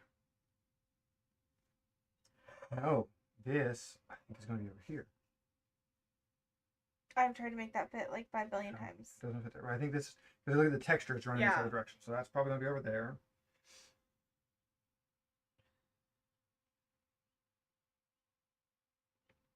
Seriously, we've got to be missing like. This is lava.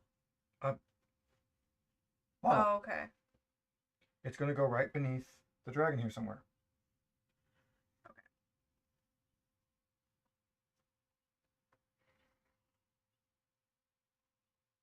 Yeah, guys, we are missing some edges and it is throwing us off big time. Big time throwing us off. So the next thing to do, if we can't figure that out, is to start picking out like the very obvious lava pieces and trying to assemble those. Here's a dragon eye. Which dragon is this? This is a black dragon. So that's black dragon's eye. This is blue dragon.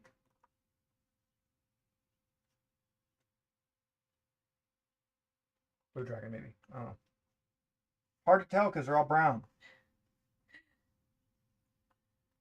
But I know we are absolutely missing like a whole bunch of edge pieces here because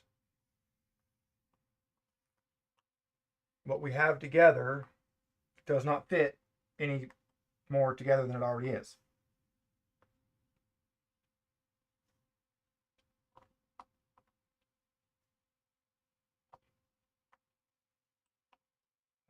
God, it looks so much looks like that's going to fit and it just doesn't. So much looks like it's going to fit and doesn't.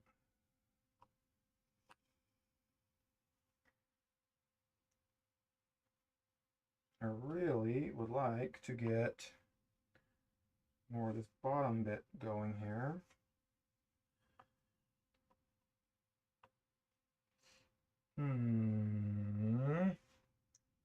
I might have to start working on lava or something because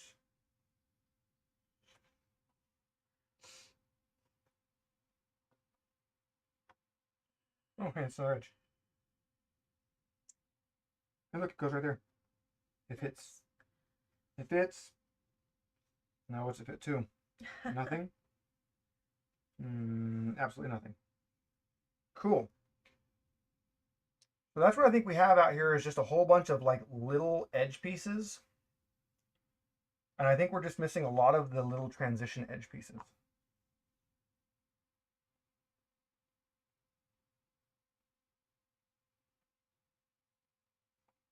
So that's got this now. Yeah. Yeah, that fits now. Okay. And that's going to fit into that one maybe? No. That one maybe? No. It's really close though. Oh, well, so close. I'm going to do this then because I can't see your side. So I'm going to get up and I'm going to go over here. Okay. And I'm just going to get my head in the light and see what I might see. put the ring light back on this. Yeah. For a downlight. Since I changed the rig that we use for this, it works a lot better, but it definitely does leave us a little lacking on light. Well, our house just has shitty light anyway. Our house does have shitty light. That is an absolute fact. That's not it. That's not it, guys. Let's go steal her side over here and see what she's missing here. Look at all these pieces. Oh, she assaults me.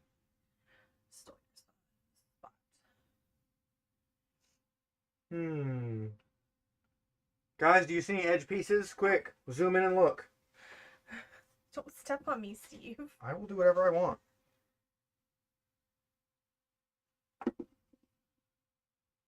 Oh, hey, I found one. Found an edge. Does it fit anything?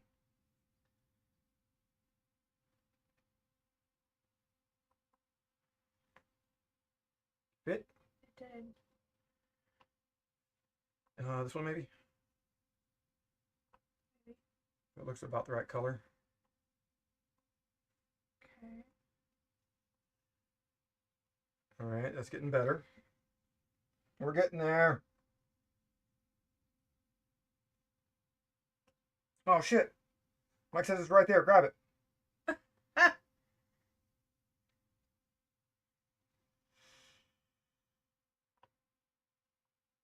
Wow. So much brown. Why do we do this every time we buy a freaking puzzle? Because Tiamat's awesome. We love the Dark Lady. And I did buy this for him.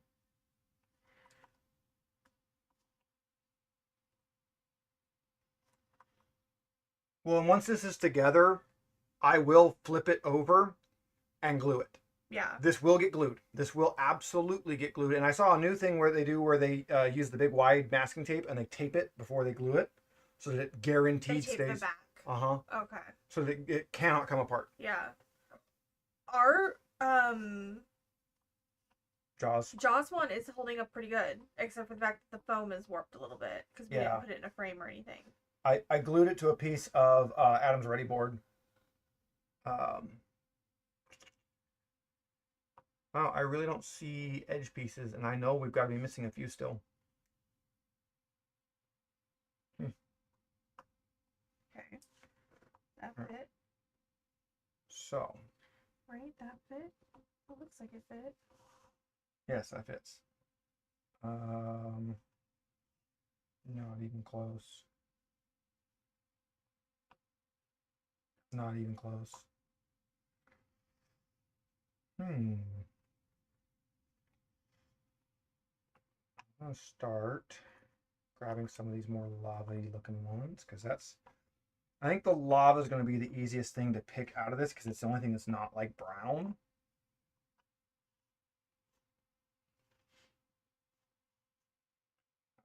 So probably start picking some. Oh, I found the little dude's hand. The little dude, I found him.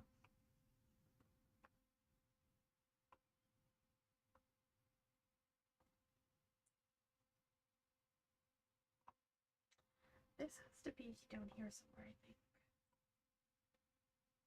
Possibly. It's like, it's not here. No.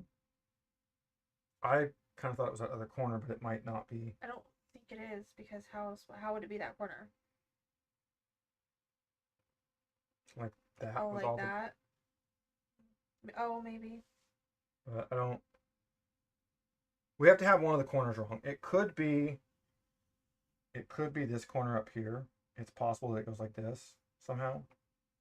But until we find something that connects to it, which may be that. Can't really see. No, that does not. Is this another dude? No, I have no idea what this is. I have no idea what this is. Dragon tongue?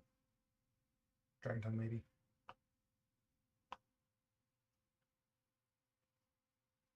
Fingies?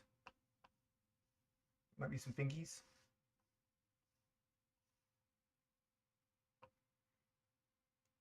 That... You got one? Yeah. Yay! I love it when it's like these pieces and it goes into the weirder small fat pieces and it's like, oh, okay. I will say the die they used to cut this one is good, because the pieces are very nicely shaped. It's not like a lot of the puzzle pieces where they're all very, very samey. There's a pretty good variation on this. So I do like and appreciate that.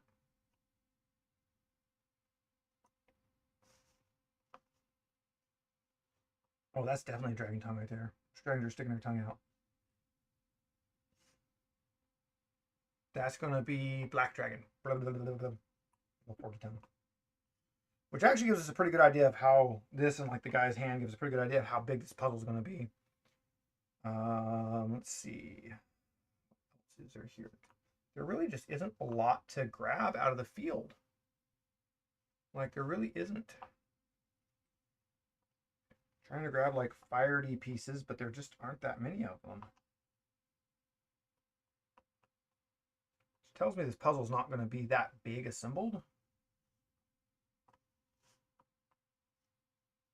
Does the box tell me? Some boxes do.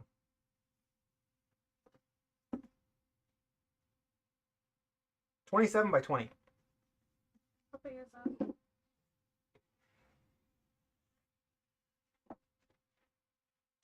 I guess you need the measuring tape. Don't hit me with it. So it's going to be that wide. Oh. Okay. And it's going to be that tall. Oh. What the actual... We are missing a lot of edge. Okay. I have a better idea.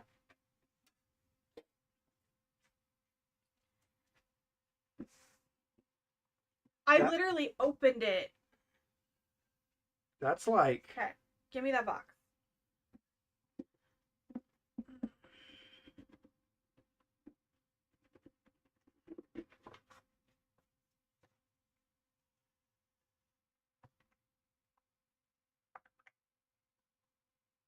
What's your idea? What are you doing? I'm going to put them all back in the box.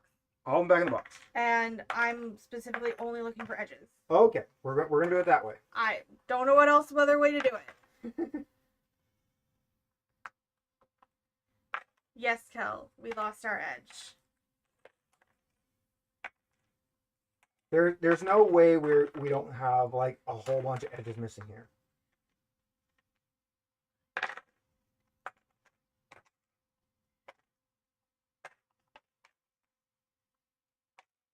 Yeah, we never did puzzles growing up, really.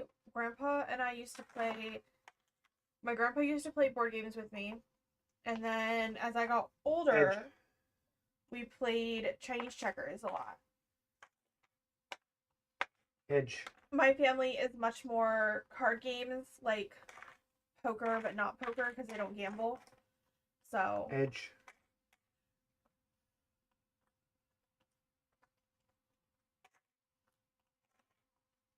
Well, at least this will get the table cleared off for us for getting it pushed in the middle anyways. Yeah.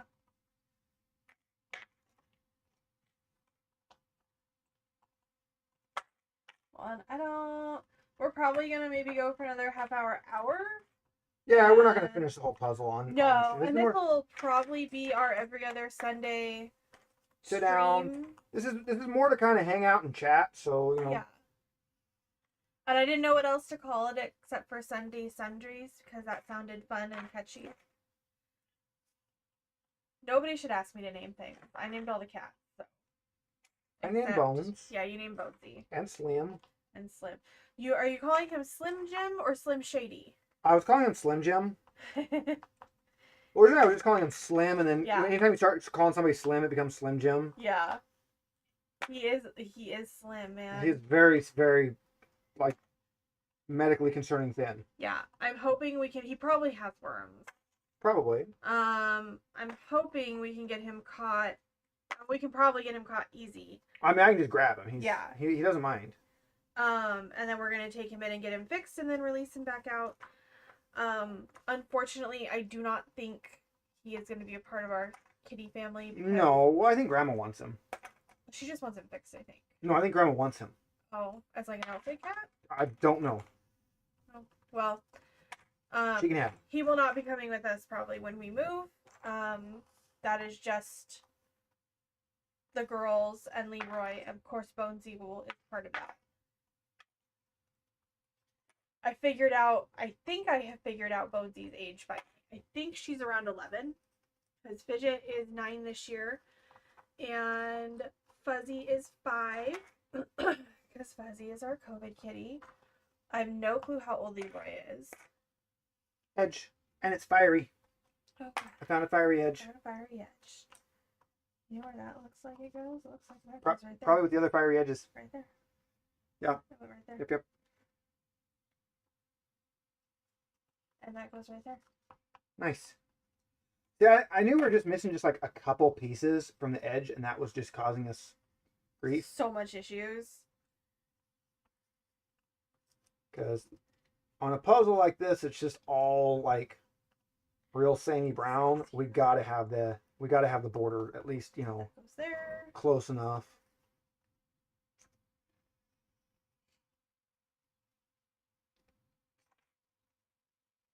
Yeah, I do enjoy puzzles. Hey, that one goes there. Edge. Oh, that made that go. Like I just gave up doing what I told Steve to do.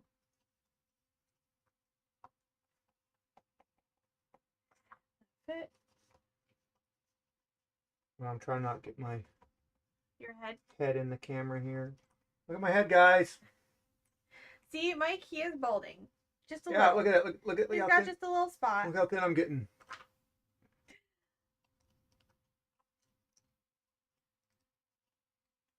I had a really good time dyeing my hair.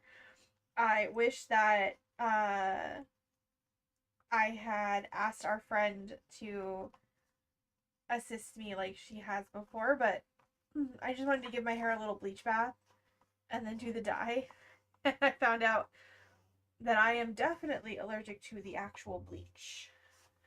We thought when we did my hair a couple of years ago that we had done it wrong. No, I'm actually allergic to bleach. So I'm running out of pieces over here. suck it up, Buttercup. Slide these out of the way here. I think once we actually have the border done on this one, it'll go a lot faster than you think. Yeah.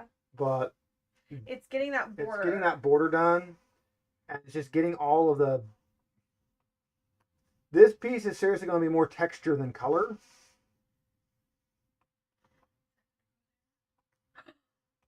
Yay! Okay, that's got us down that far. Wow. Yeah. And then I was able to get that. It doesn't fit into anything else. That might. That does. That does. That's got that. Okay. All right, and we know this is going to be the right side, so we're getting somewhere. Yeah. I think it's just further into insanity, but we are getting somewhere.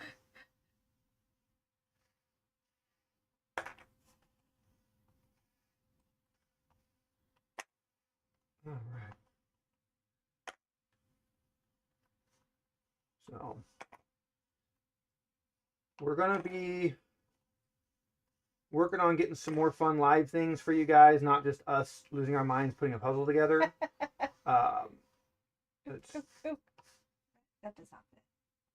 Don't think that fits. Does that fit? No, that's not even close. That way doesn't fit.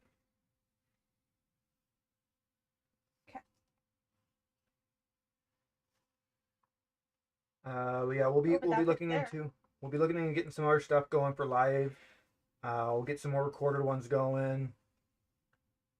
I'll be honest, I like the live stuff better overall just because the time that we have to edit, it just makes it that much harder. And editing is fun, it's just definitely a labor of love there. It's easy once it gets going, but we're not proficient with it right now, and it causes a lot of just unnecessary stress. Just like we're using DaVinci Resolve, and we'll do like the same thing 10 times, and like it'll work just fine 7 times and not work once and completely screw it up twice. And it's but I did the same thing. Yes. And I get very frustrated. And then she tries to ask me, and I don't know either, so it's like I can't answer the question.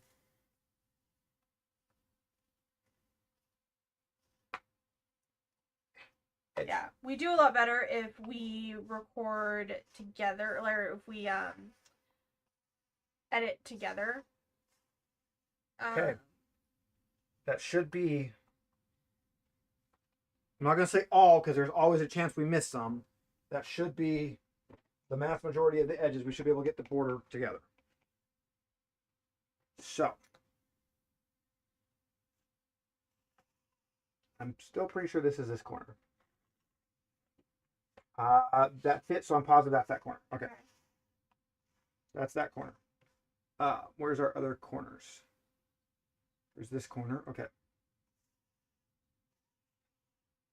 This is the lava pit.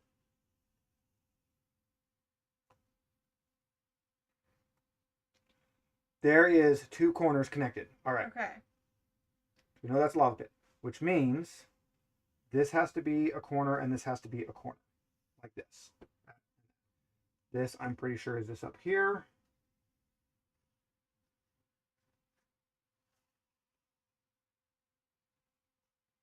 This can't be that. No, the color isn't even close.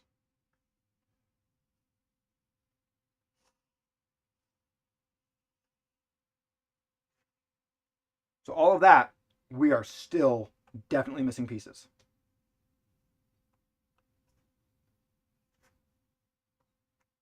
That's right.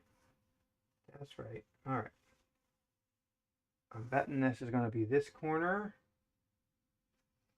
This is going to be this down here. So we know that's that.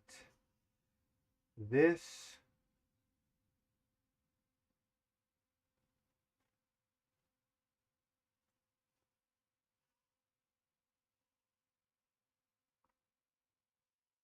That. I wonder. I bet this. Maybe, yeah. Like that fits. Does this fit? That fits. Does this fit?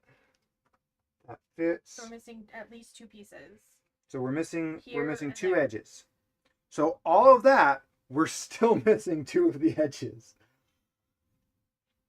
But that does give us like the majority of the border, and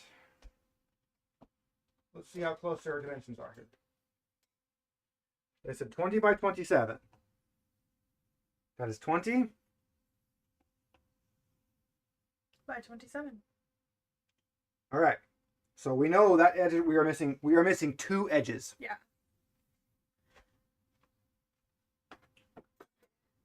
We went through the box piece by piece, and we're still missing 2 edges. Mm-hmm.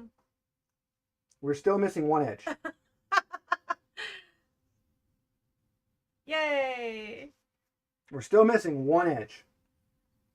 Okay. That's fine. That's fine. That's close enough. When we find an edge, we'll know exactly where it goes. This is true. All right. So now we can slide some pieces out of the way, and we can slide this whole frame up onto there. And everybody can now see we have a rectangle. Yay! We have the puzzle edged. Yay! We've got everything but that one random edge that somehow we've missed 9 million times. Okay. Now we can put all these pieces back. You do that before we find the random edge? Well, what's it matter? Oh, I don't know. We don't need that edge at this point. Okay. We no longer need that edge because we've got our border going. So now we can start working on things like this little guy. We know he's sitting down here somewhere.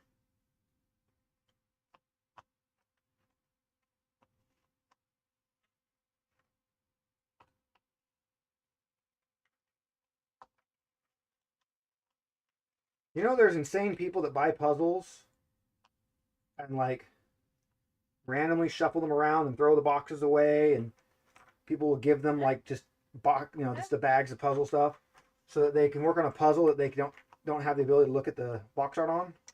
Yeah, no. Like, what's this puzzle? I have no idea. We'll find out as we finish it. No. That's how you get a divorce.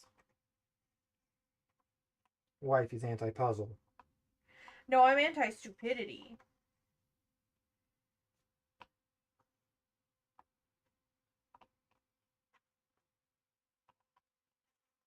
I wish we had taken more photos when we went away last weekend. I was really enjoying, like, living in the moment and not being attached to my phone.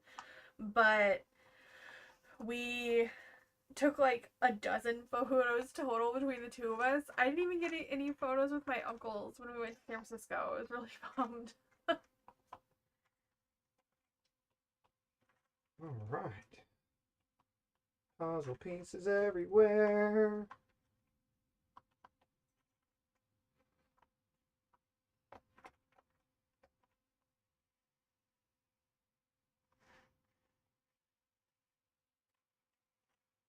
You have a ginormous thing of fluff right here. Well, yes.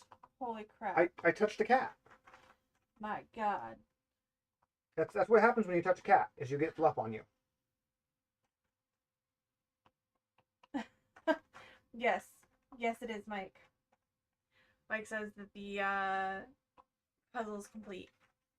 Tiamat's in your imagination. Yes. I'm down with that. All right.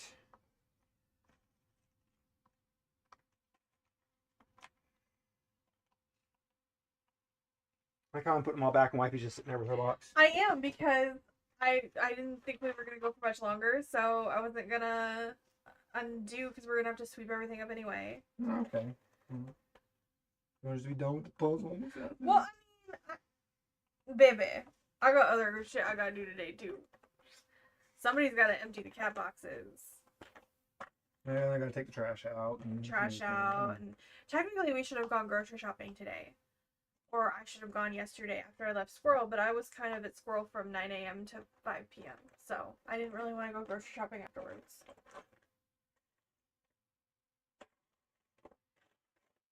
And I hadn't switched my medication yet, so I didn't want to shop with my feet like they were.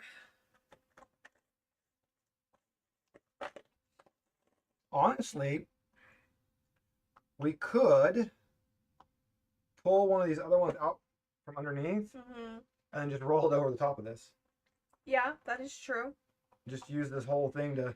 Until the cats jump up here going crazy and then slide it. Nah, they won't do that. It would take way more force than our cat's way to do that. That's what he thinks. All right.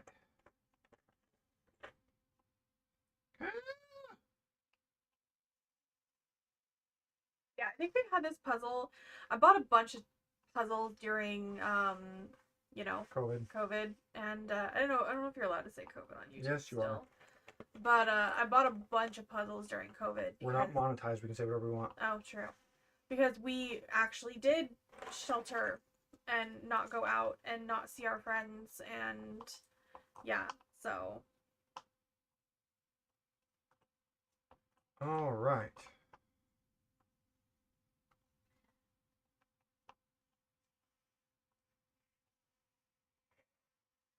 Oh, and Mike didn't like my idea of spicy lemonade. Spicy lemonade's good. But I forgot he can't really drink citrus, so. I'm very, very familiar with my cat's mayhem ability. I'm just also familiar with how much friction resistance this material gives. Not this side, but the other side. Yeah. Well, and I get these off of Fabric Wholesale, and they are incredibly inexpensive. And yeah, they make a amazingly good game top for your table. Yes. I think when I bought the purple, we bought 4 yards. Either 3 or 4 yards. I think it was 4. We bought 4 because we gave Mike a yard. It was 4 because we gave Mike like 2 yards. Yeah, and then we cut some extras because our table is 10 feet by 4 feet. It's just under 10 by just under 4. Yeah, when we have all those leaves in it. And so this time I think I only bought 2 yards each. 2 yards each. We have the table small. We don't need the 4 yards, but it threw. My brother-in-law was here yesterday, and it threw him off, or the day before yesterday, and it threw him off. He's like, "Where'd your big table go?" That's it. It just doesn't have all the leaves in it. Yeah. It gets much smaller. Yeah, because this is the longest that we've ever had it without leaves. So pretty much, yeah. We usually have the leaves in it, but there's no real, unless we have a whole bunch of people over here doing something at the same time. Yeah. And even then, the leaves out gives us so much more room around it for people to do. And I've got like a little reading nook, and yeah. We've almost got all this box of pieces back out. We've almost got it, guys. And I got a whole nother box to do. What, baby? I'm leaving this out. I'm going to put the... Oh, you're gonna... Okay. I'm going and to you put want to leave the pieces out and not put the pieces in the box. Yes, Okay. I'm going to leave the whole thing out so that when we go to work on it, I can just roll the top off of it. Okay. I want the whole puzzle box out. They're out. Well, now some of them are upside down, and you got them all screwball. You mangle-fied them. Oh. We can't assemble a puzzle. It's mangle-fied. Okay. Look, now they have to have my head on screen again. That's okay. People don't like this. My head's ugly. It is kind of ugly. We really do love each other, for those of you who don't know us.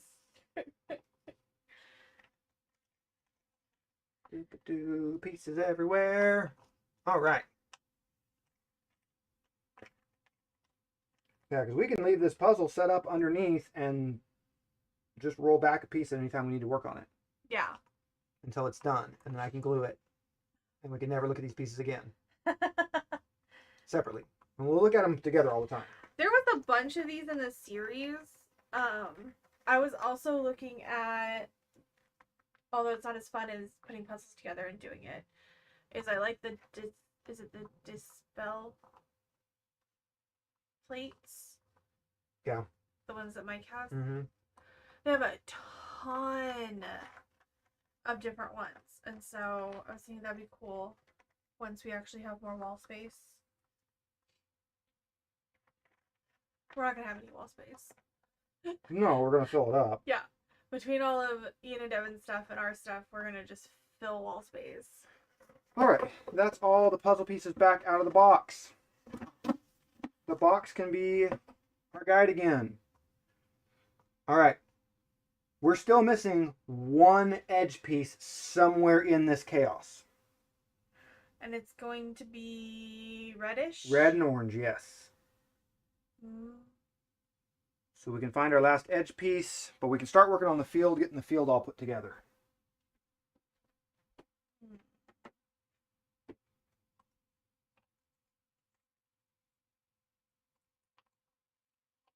So the way I do puzzles once I've got the border is I'll leave all the unassembled pieces out around it like this, and as I assemble stuff, I will put them into the middle, into the border, about where I think they go. Or if I find a piece, like I put the little guy in the middle, I'll put him about where I think he goes, because obviously that's the little wizard's hand, dragon cultist. And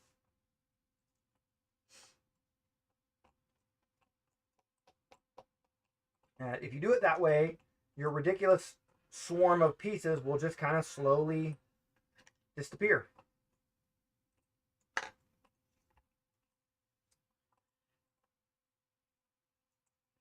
This is definitely going to be a nightmare puzzle putting together, though. Yeah, this is going to be quite a bit. It's not like we have... I think this will be a good Sunday, like, chat. Yeah, I mean, that's what these are more for, is just the every other Sunday kind of get together and chat and interact with the audience. And anybody that, wants to kick in and watch it afterwards, feel free to send us comments about things you like to see. Which, is everybody in general. Just if there's something you want to see us do, go for it. I think we're going to start doing some miniature painting and stuff as well on Sunday. Any of my regular players and people that, where I actually live, feel free to come over when we do stuff like this. Tell Ian. Yeah, like, if it's our every other Sunday that we do something live, I've crashed the house. Come on in. Help us put a puzzle together. Help us chit-chat about weird geeky shit. You know what you should do on the next Sundays, or after we're done with this? You should build your paint booth on stream. I could very much build a paint booth on stream. I do need to do that because I've got a lot of things I want to paint, and I ain't painting them without a paint booth. No, I need my airbrush. Which we still need to go grocery shopping. I could go get a couple more pieces of Adam's Ready board. That is true. If you don't mind going grocery shopping. I don't mind. You could always drop me off at Smart and Vinyl and go to Dollar Tree. Yeah, I could absolutely do that. I could drop you off. I could go get some stuff and come back. I mean, Mike, we pretty much have an open door policy, especially if we're doing something. Yeah. if we're not doing something, maybe call first. Yeah, you know, if I'm not live on YouTube, then you never know whether I have pants on or not. Yeah. So enter at your own risk. I don't care, but you know, you might. All right. So we're all laid out again. Still don't see that other piece. I do not see that other edge. And I know what we've gone across it. Well, hello, Missy Fluffy Butt. Missy's Fluffy Did you Butt. call her Fluffy Butt? I call her Fluffy Butt. I think you call her Fluffy Butt. I mean, that is also accurate. Uh-oh. That is also accurate. So yeah, we're still missing one edge piece. But like I said, now we can... No. I will hold this edge of the blue one. Wifey can pull the others out from under it. We'll leave the blue on the bottom. No. What I think I'm actually going to do is start trimming these. I have them... When you buy this material, it's got a lot of fuzzy. I put her down before she goes careening across this. It's got a lot of like creases and ripples and things in it. And just letting it sit for a few days flat, they all kind of work themselves out. Once it's sat flat, I take scissors and I just cut right around the edge of the table to make it fit the table real nice. But I will probably work on getting all of these cut this afternoon so that we can stop having them just hanging over the edge of the table. Yeah. I'd like to have them cut like we had the other one cut and then make a couple placemats if we have extra. Yes, that's the idea. So I cut them and then... We should cut the purple too. Yeah.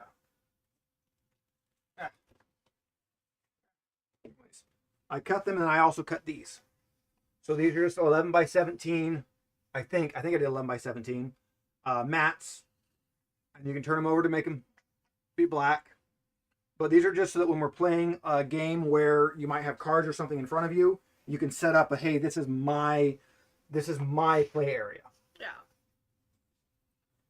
And this is, we haven't said it this time, this is neoprene. So this is the same stuff like a scuba suit would be made out of. So it just feels like a nice, play mat. Seriously, where the hell is that other edge piece? Yeah. It's I here. think I got 2, 4, 6. I think I got 6 yards for right at $100 with shipping. Yeah, which is really not bad, especially since that's with shipping. Yeah, and it did. I can't remember if I got free shipping or I didn't. I think I bought just enough to get free shipping. Wow, there's no way to find that edge. I'm staring at these pieces trying to figure out where I'm going to start, and I have no idea I don't even know where I'm going to start with this. There is so much brown, so few textures. I'm really, really not sure where I'm even going to start on this puzzle. I think I'm going to start grabbing these really light colored pieces that are the lava pit. I think that's one of Tiamat's claws. And I'm going to start pulling these aside.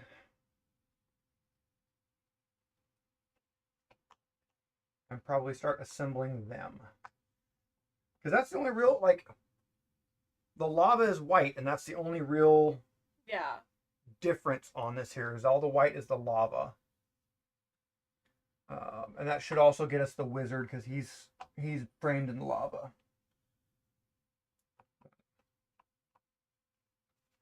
And we got his one little hand here. Goes this.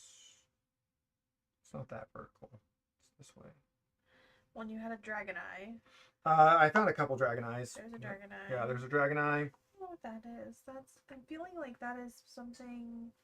Oh, here's the other two eyes I had. These are very obviously dragon eyes. There's lava. I see lots of lava. I see lots of lava. Well, I don't know if it is gonna help or not, but isn't that top lava? Isn't that lava? No, that's wing. That's wing. The lava is here, here, and here, and it kind of goes between it just in a few.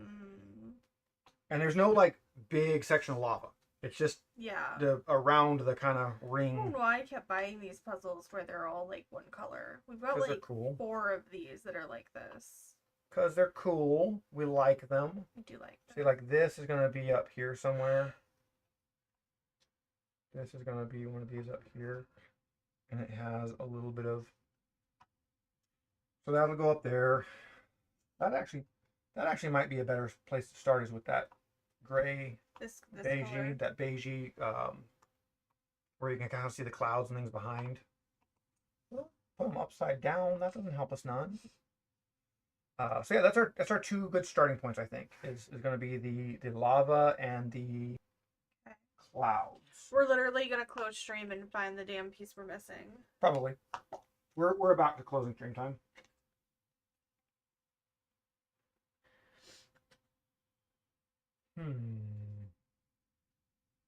Yeah, so the next couple weekends we don't have a whole lot going on, which will be really nice. Like I said, I think we're gonna get together with friends one weekend and one weekend keep for us and recording, and because we don't really have a good 4-person setup for recording yet. We're 1 camera shy now. We had it set up so we had 2 cameras that were up high, kind of down for our face cams, and then one, obviously the one main camera facing down. And we've switched from webcams to a little cheap camera to now Elgato face cams. So we need 3 cameras to make it work. We currently have 2. I have been So very close to buying 2 more Elgato face cams. they're such a good little camera. They were on sale, then they went off sale, and I kind of kicked myself because I should have just done it. And the only other change I might do is just to light us up better. I might put some large, like round diffused lamps up above us, which I will just make. I will just make like a paper lamp and put a bright light in it. Yeah, I might do a live or a. I still can't figure out Patreon videos on Patreon, but I might post a live or a little short next week, just showing our setup and Steve's brain, where he literally just put all this together with PVC pipe and string and zip ties. But yeah, so it's pretty cool. I hope everybody's also been enjoying the cat shorts I've been posting up. I just had a bunch of videos of the cats and thought, why not? Cats everywhere. Yeah. That's fire. That's fire. Look at the fire. There's more of the little dude. Edge AI detecting app. I'm actually kind of surprised they don't already have something like that. I think they do. That's crazy. What was I doing? Oh, I used Google Lens yesterday. It's more of the guy. To identify a gal's shirt at garage sale. I used it yesterday. We were driving by some yachts, and my dad's like, "Oh, that one's about this long." And I would take pictures of the yachts, and it was actually giving me "Hey, it's this model of yacht." So. Well, and that's one of the things I brought to Geek Garage Sale. I printed Ian's and mine is I made us QR codes for our Venmo and stuff, because if you have your own table, the store doesn't take the payment. So all the other vendors were like, "Oh my gosh, you guys are so smart," and Ian's like, "Nah, she's smart." There, I got the little guy. He's all little guy now. Okay, he's just a little guy. He's just a little guy. But yeah, that was pretty. So if you ever do something like that where you are selling stuff and you don't have like what's it called, the stripe thing, QR codes are freaking awesome. More guy? Is this more guy? It's more guy. I got more of the guy. I'm putting the guy together. There's more of him around here somewhere. Still trying to look for that other piece. It is lost somewhere in Narnia. We will find it eventually. Hey, how's it going? If anybody is on here and has not checked out Willona's Cave, he's got some really great stuff up on Drive Through RPG. Really cool solo adventures and stuff. Yeah, really good stuff. My brain started to die. I'm sorry. I was like, I can't remember words. Words are hard. I swear we're gonna stop the stream and then we will immediately find that last damn piece. Yeah. Hey, look, we got the little guy going. He's properly a little guide now, and he fits right about here somewhere. So I think that's more part of him, but I can't make it make sense. So Make sense, babe. that's definitely not going here. That's way different color. We really do need to get his sister and mom together to play Hues and Cues. Yes, I so want to do that. What's this here? Is this? No, that's not little guy. What this? What's this? It's not little guy, but I think it goes with this thing here.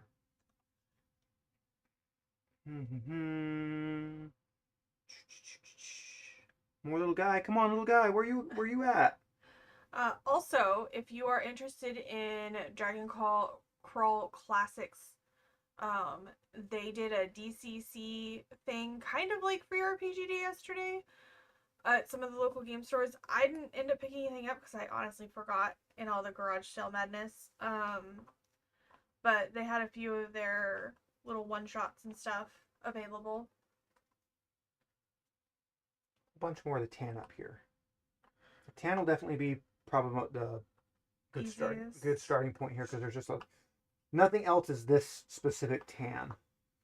So that will probably be a pretty easy starting point. Get some more of this tan. Because it won't be, it'll just be kind of make the tan go. Stop. Don't make me get the air gun out. Not Poor air gun, kiddos. the Aerosol. aerosol. One of our friends suggested it, and it so far worked pretty good. I chased Fidget around the house with it on Wednesday.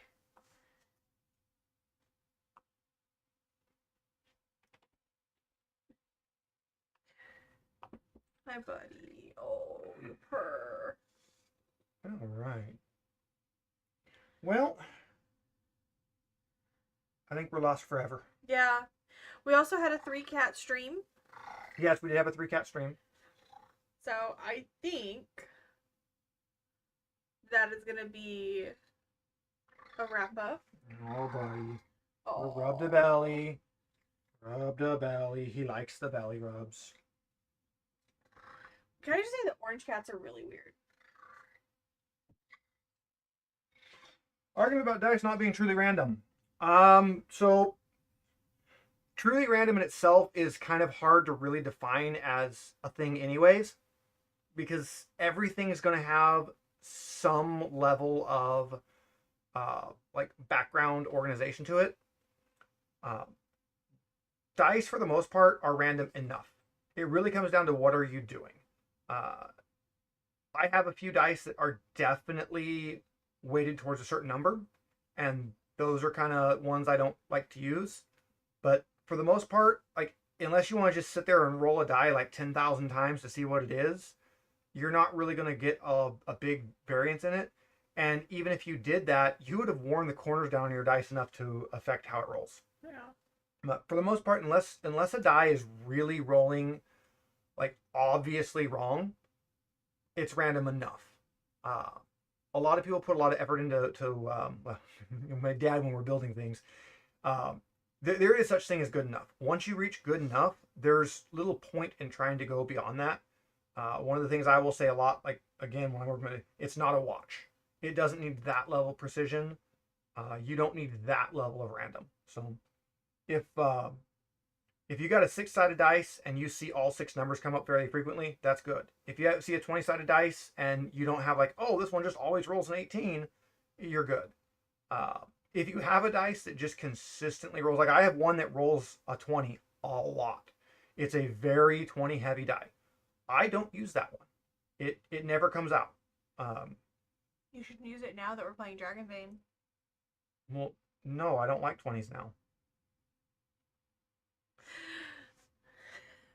Besides, we're using a BTT. This is true. I forget we're using a BTT. Yeah, a big time point of diminishing return. You get to the point like if you spend an hour to save a minute, you haven't really saved anything. You've wasted 59 minutes. Now, if you spend an hour to save a minute that you're going to do, 50 times a day, every day, maybe that's okay. But trying to go for the super, super random dice, because I know you can go like, oh, these are the titanium dice filled with liquid metal that have no air pockets and everything is printed instead of engraved, so there's no, you don't need to get that crazy, because you are not going to roll that die enough to really tell the difference between that and just a regular die. You're not going to have that many dice rolls. Even as a dungeon master, you're not going to have that many dice rolls. Buy the dice that are pretty. Buy the dice that are pretty, and then buy some more, and then buy some more, and then when you have too many dice, put them in a jar, and then buy more dice. We should show our jar. Oh. I'm gonna have Steve go grab our jar. This is not all of our dice. This is only probably 90%. No, it's not even that. This is like 50%. Yeah. Ugh, you gotta have a jar of D20s and 6s and... This is just our sets of dice that have 7 dice, and that all, they all have their set.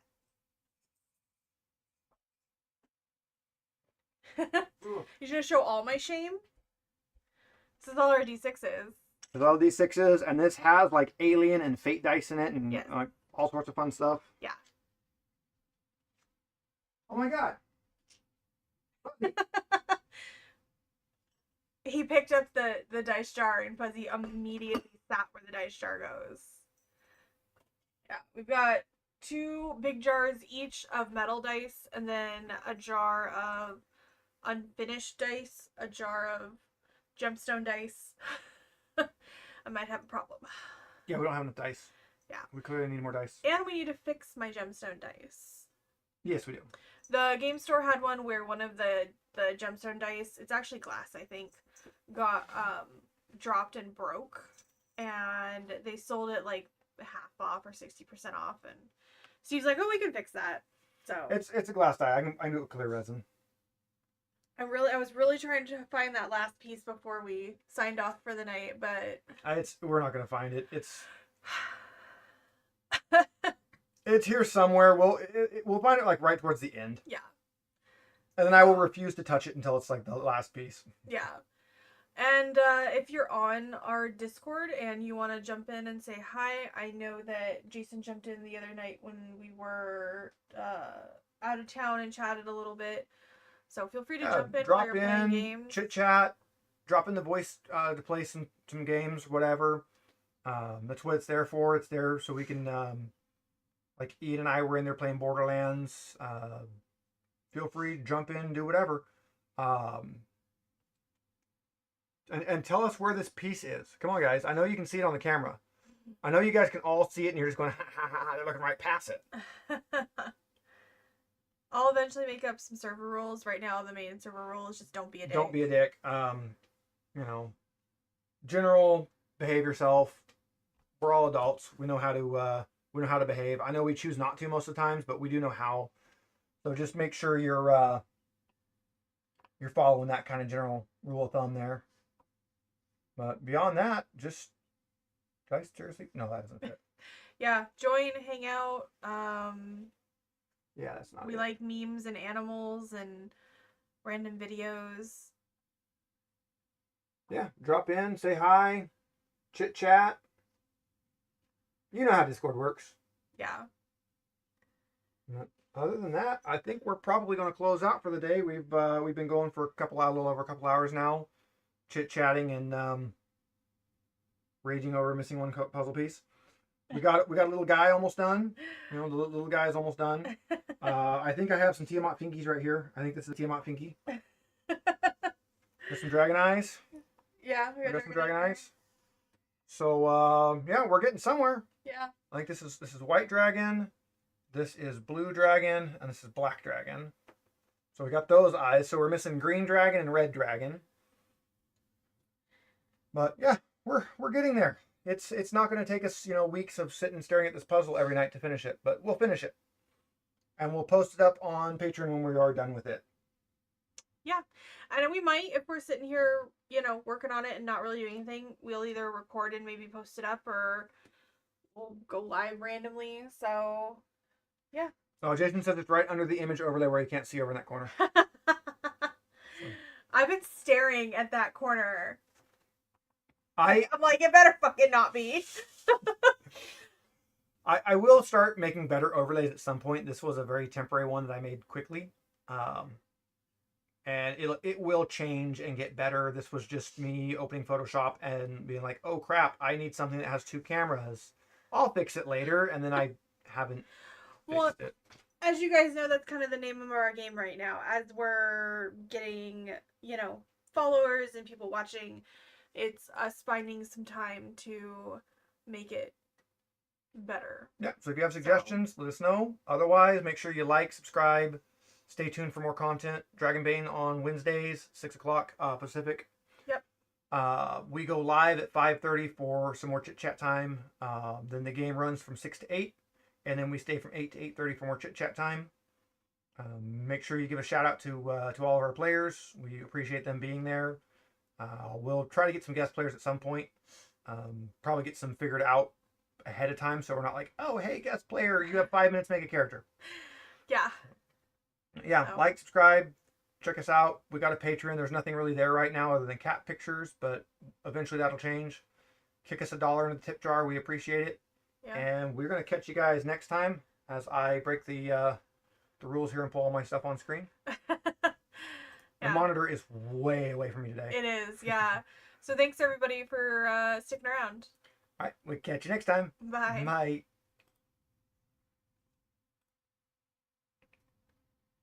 Yay!